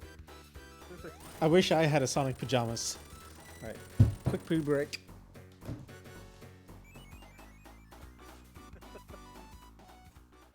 We in the PJs for the night shift. Comfy clothes. Gotta be. Yeah, go for Amber. Pop it. Let me know which channel you pop it in. Whether it's you pop it in Pix or a different one. Just let me know which one. I've got Discord open. Oh, fuck. One more and I'm gonna go full ARG. Yeah, Pix is the public one in the Discord. Anyone in Discord can see it. So as long as you're happy with that. Jesus, that was so close to a full ARG.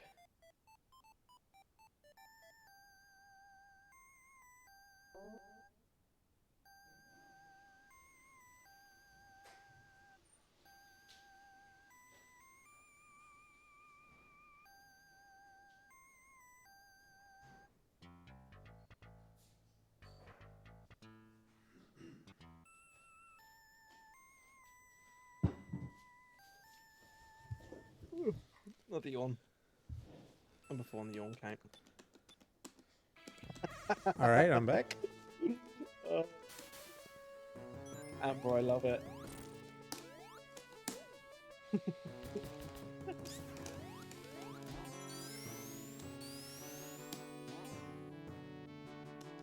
Welcome back, by the way. Thank you. Popo, you got to be nearly done now, haven't you? I'm on 97. Oh, you're only just ahead of me. I've caught up. I'm on I'm 87. I'm midway through 96.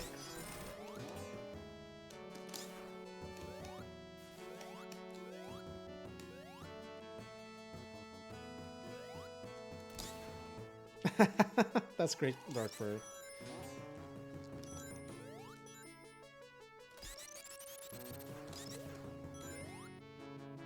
I'm trying to learn guitar and piano. It's pretty hard. So who's going to be the first person to do Sando 100 dance mat or Sando 100 guitar controller? Or even worse, Sando 100 2 players 1 controller. I could see Tish doing a Guitar Hero controller.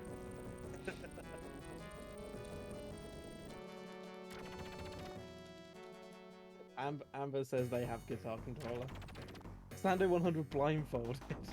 I mean, I could give Sando 1 a go blindfolded.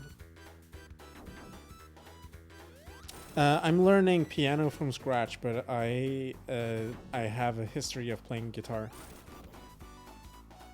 But I haven't played guitar in like 10 years. And also, I never owned a acoustic guitar, and that's what I got. So that's also interesting. Both an acoustic and electric. Sorry? You have both? Yeah. Nice. I am not musical in the slightest. I love music. I love listening to music. I love very badly singing music. I cannot play a single instrument to save my life.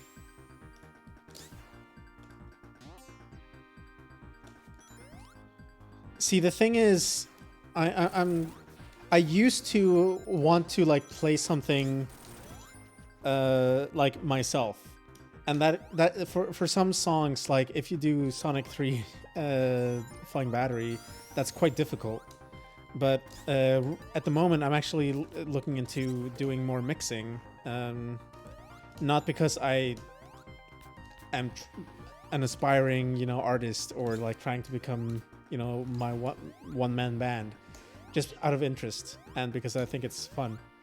So the cool thing about mixing is that you don't have to be an expert at the instrument, and you don't have to also be able to play with like both hands, for example, or you don't need to be doing all these crazy things that people who play like on one instrument and like try to sound like an entire song needs to be.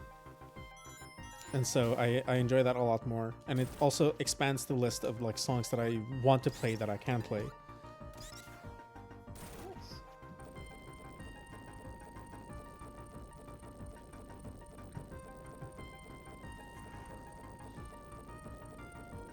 Sando 100 using tongue.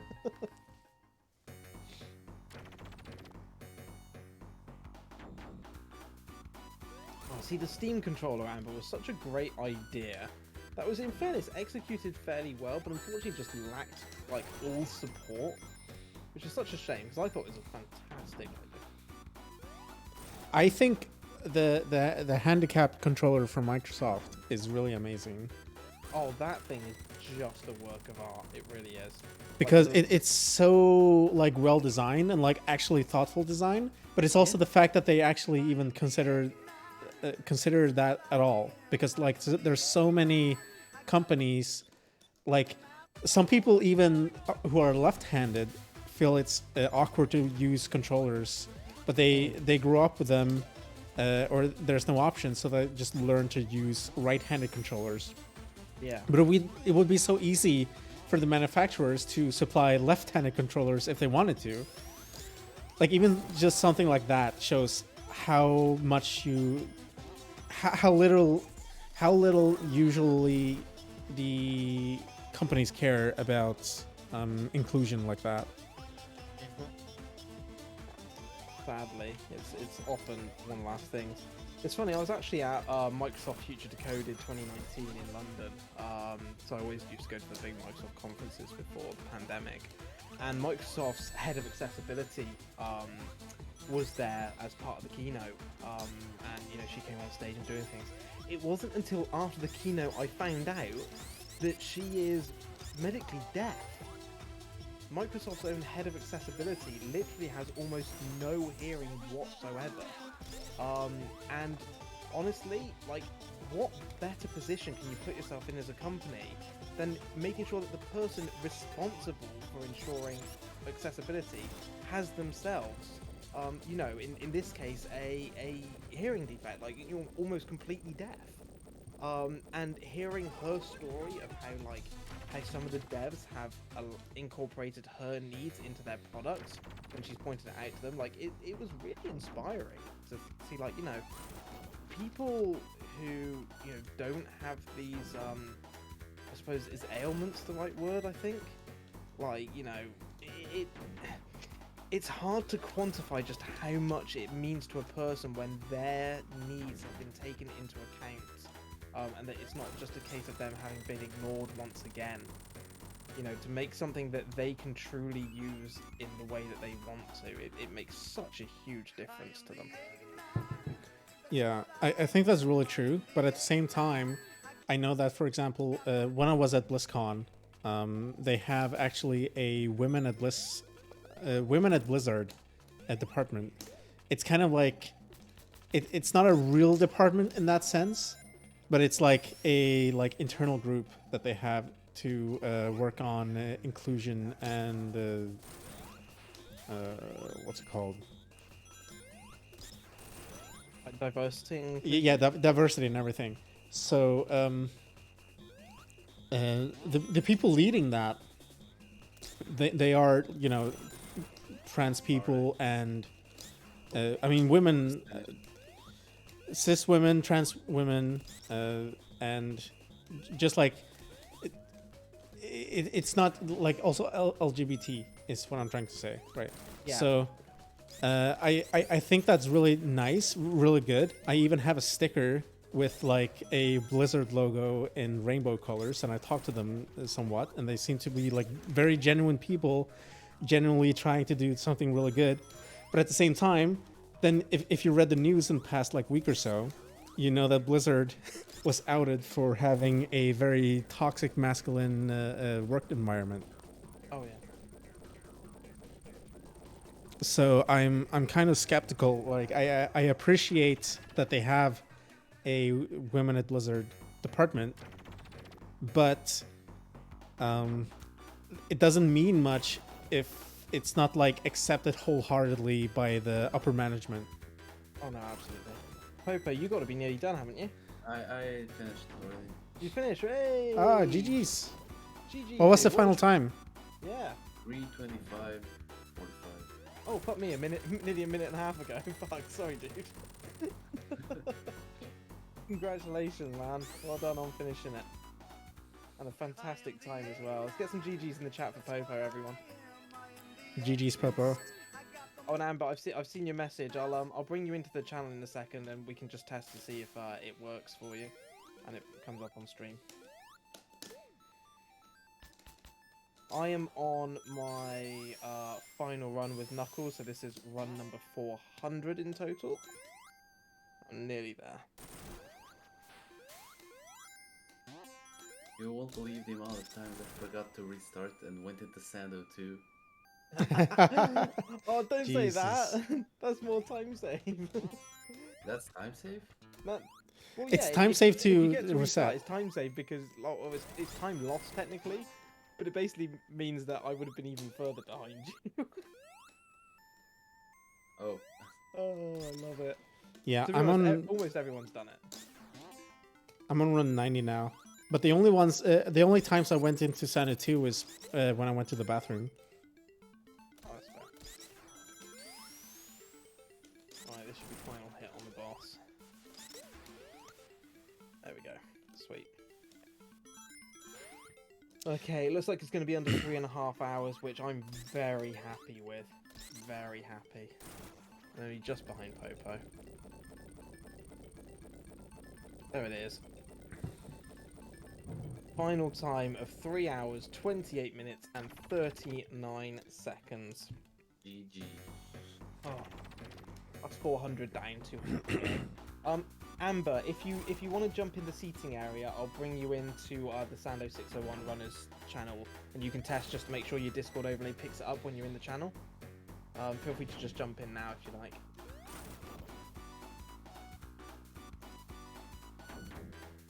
Oh, another one done. Another one done.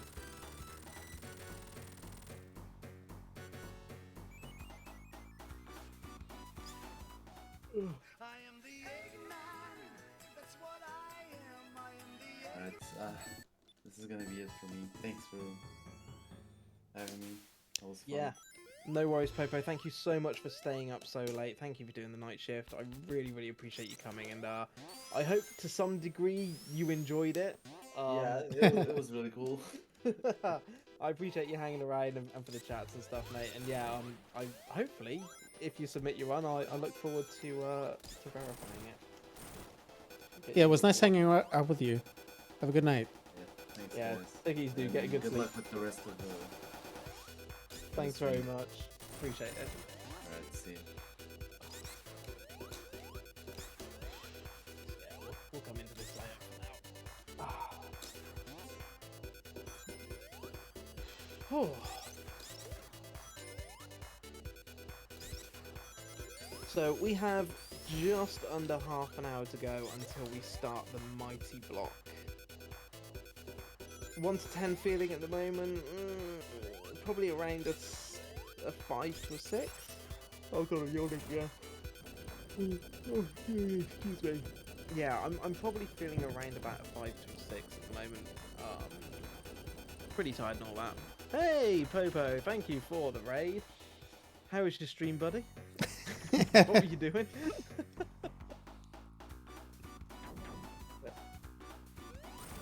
Hope it all went well. Yeah, so I'm feeling okay. Like the fact that we're now 2/3 of the way through, like there's 400 done. We got. Thing is, I know the fact that Metal Sonic is going to be rapidly fast, like rapid. In theory, under 3 hours. So once I get through Mighty, it's it's proper home stretch, seat of your pants, like just done. So yeah, we'll see. Oh. Yeah, definitely tell it's late. Oh.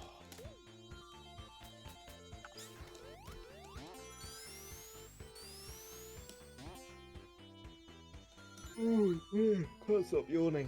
Can't stop yawning. Mate, you're making me tired now. Like, what the fuck? Sorry, Tim. So rude. Oh no, I'm so sorry. It's alright.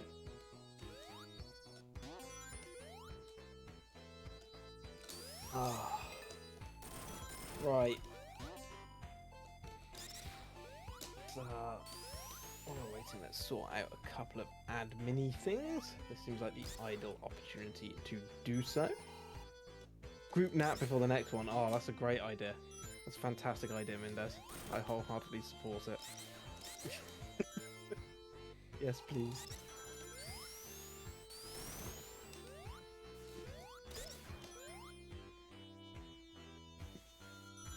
I'm not gonna nap, so I won't wake up till 10. Yeah, there's a mood hyperlink. I'm genuinely worried if I walk away from this desk, I might end up falling asleep. And then I will not wake up, which would be disastrous. Ah, come on, Huds, stay awake. I mean, as soon as the sun goes up, just get 5 minutes of sun on your face, and you will feel awake. Oh yeah. Oh yeah. Get some fresh air too. Mm.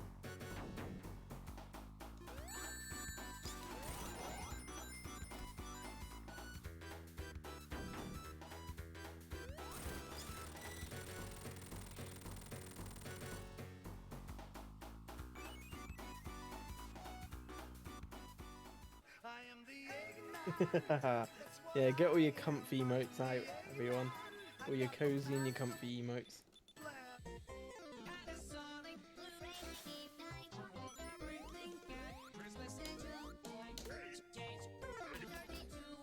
No! The first time I couldn't do 100 without falling down. Oh, so close.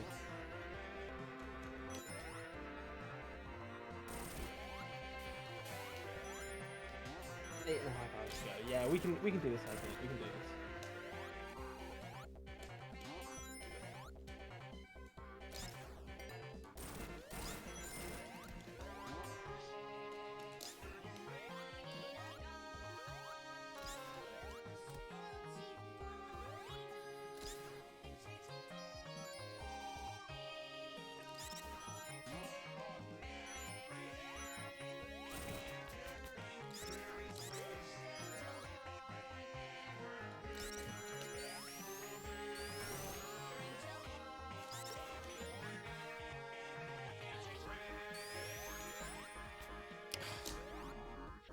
Like making pot noodle to keep you up. Sounds like a good idea. I do love a pot noodle. The question is which kind of pot noodle. I mean, for me, it's always got to be a Bombay Bad Boy. I mean, who doesn't like that one, right?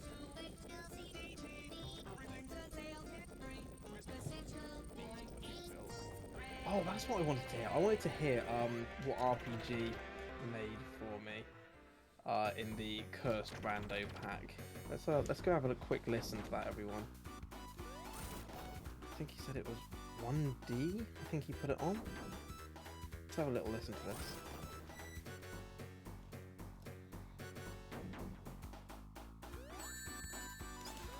Oh no, it's not 1D. Where'd you put it, RPG?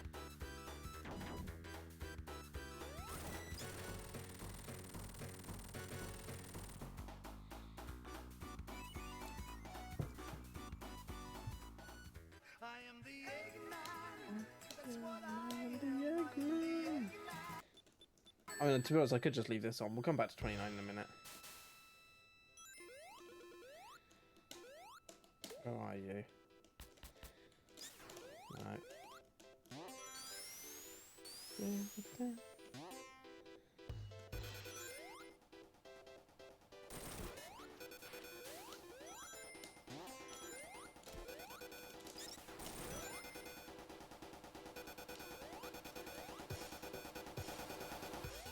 Suppose it's 1D.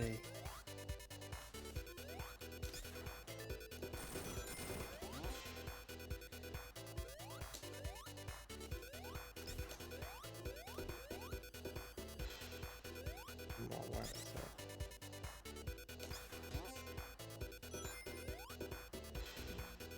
Oh no, I died. That's like my 4th death. Did it die? Yeah, I got crushed. Where's the curse? I swear he said it was.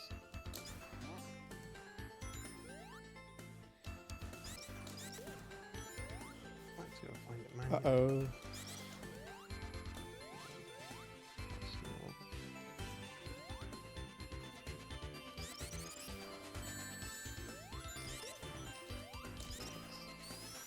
Keep hearing ghosts upsetting you, sorry. All I hear is yawning and weird noises. That's pretty much it. Sando Rando Pack Curse.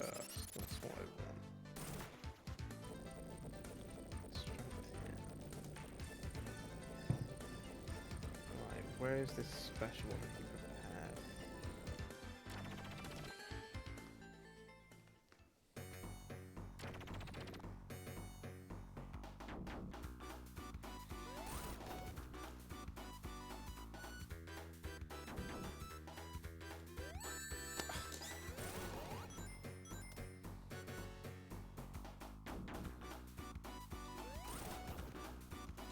It's unfortunate, but I think out of all these runs, the boss has been the biggest time sink for me. It's so annoying. I am the Eggman. That's what I am. I am the Eggman.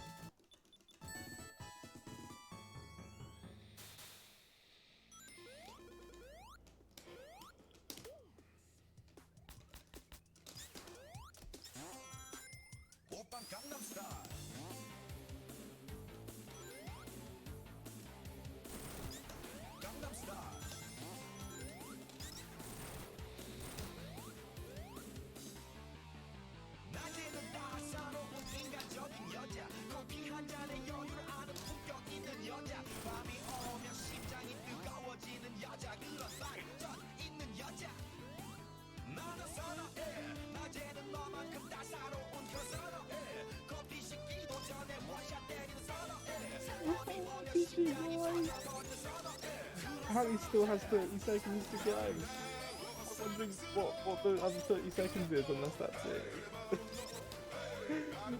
The egged man. There's still 50 more seconds. It's playing nothing, but I wonder if there could be anything. Oh, RPG, you legend.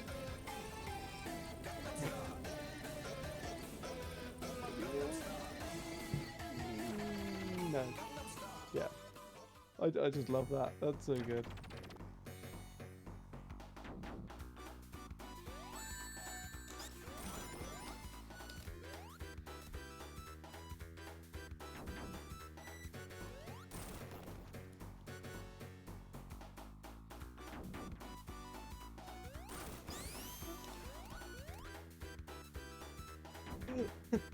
Yeah, pretty much, Price Guy, pretty much.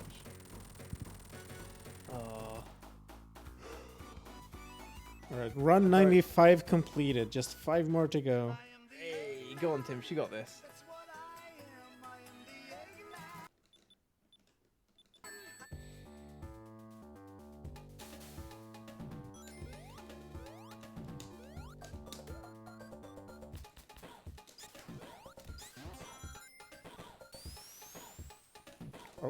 What else we got here? What else in this pack? Oh yeah, for that one. Yeah, that's the right one.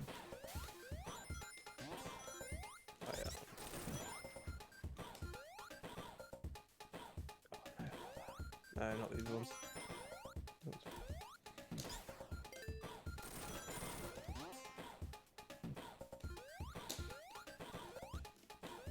But you know what? I think he took it out. I think he was lying the whole time. I think he took it out. Oh no, he didn't take it out. It is here. Yeah. Versatile bench is still in here. Oh dear. Oh yeah, don't worry, bro. We'll be able to highlight that after. It's all good.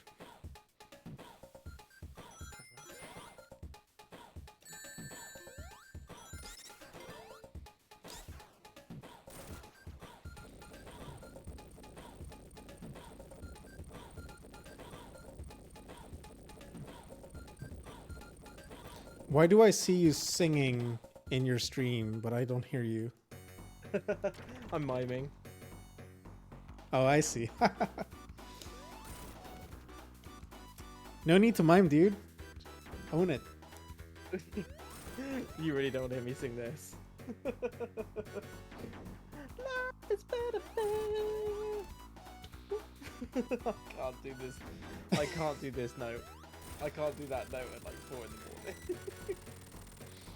Oh yeah, you have your family sleeping, right? Yeah, my wife sleeps next door anyway. Oh dear me. Well, we didn't hear my neighbors tonight, so that's good. That's always a plus. Yeah.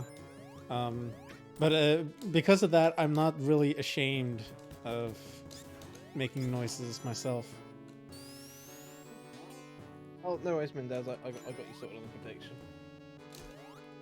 What was the final time? 3:28, so sub 3:43.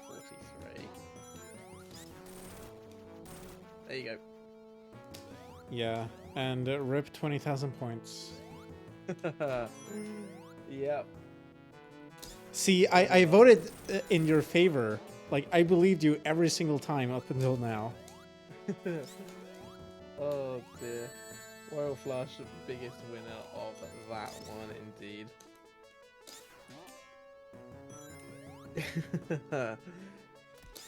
78k. Amber, if you're there, if you want to jump into the seating area in my Discord, I can bring you into the runners chat so you can test to make sure that once you're in the chat, your Discord overlay works, and then it can see the others. Yeah, no problem. If you want to come in like muted or deafened, that's perfectly fine. Just so you can test things.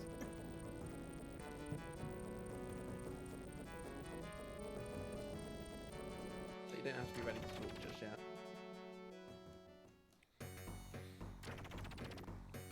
How are we getting on, Tim? So you got to be what, run 97 now, I think? Yep. Hey. Oh, you made me look away, and now the boss hit me. No!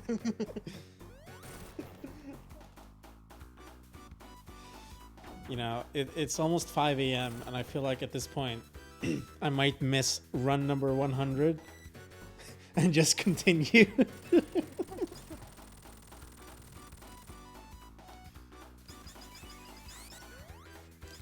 You know what? One of my favorite things has been seeing some of the reactions on Twitter to people when they realize what I'm doing.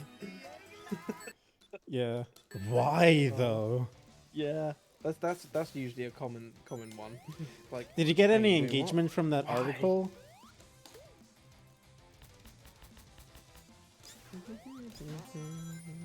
Huds? Sorry, what was that? Did you get any engagement from that article from the Sonic editorial guy?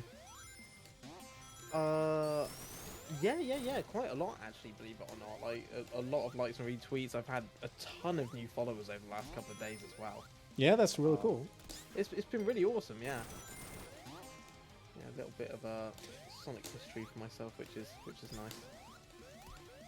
Right, what are we? Yeah, maybe we'll see this the Sando 100 at a Sega event someday. This keeps up. I mean, it depends how mad they are. What could you imagine?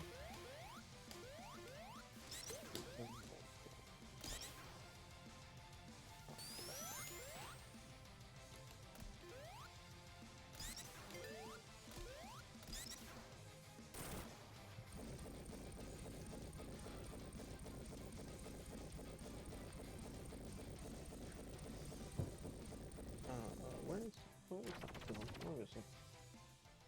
Oh, oops. Making noises. What's it called? There it is.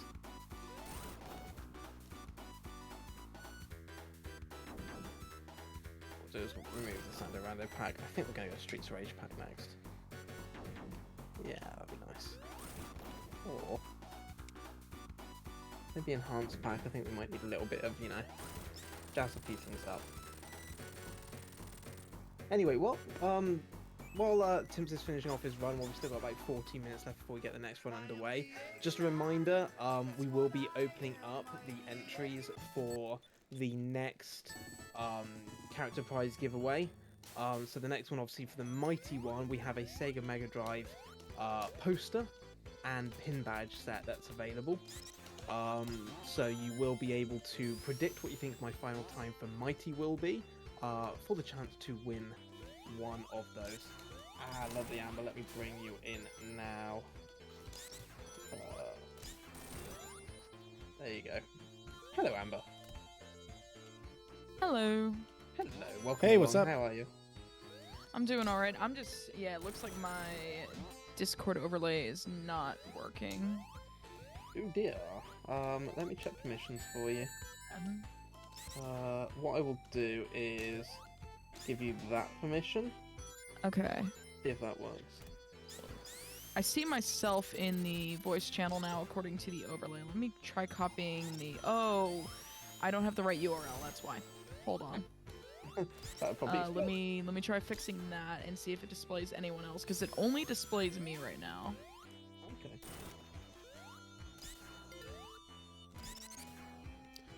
All right, boss fight of run 100. Okay, there we go. Strong finish. Sub 350 probably if I don't mess this up. Right, I'm just going to quickly start updating things.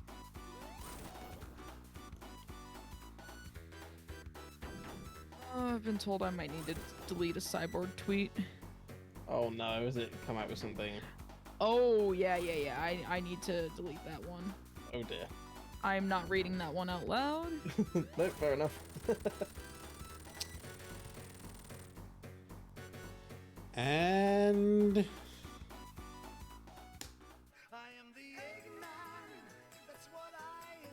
Yep, and it's gone.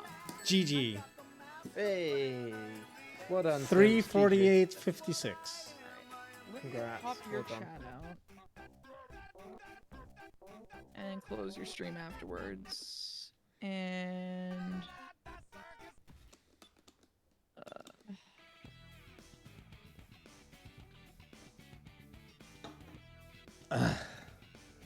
Man, that was difficult.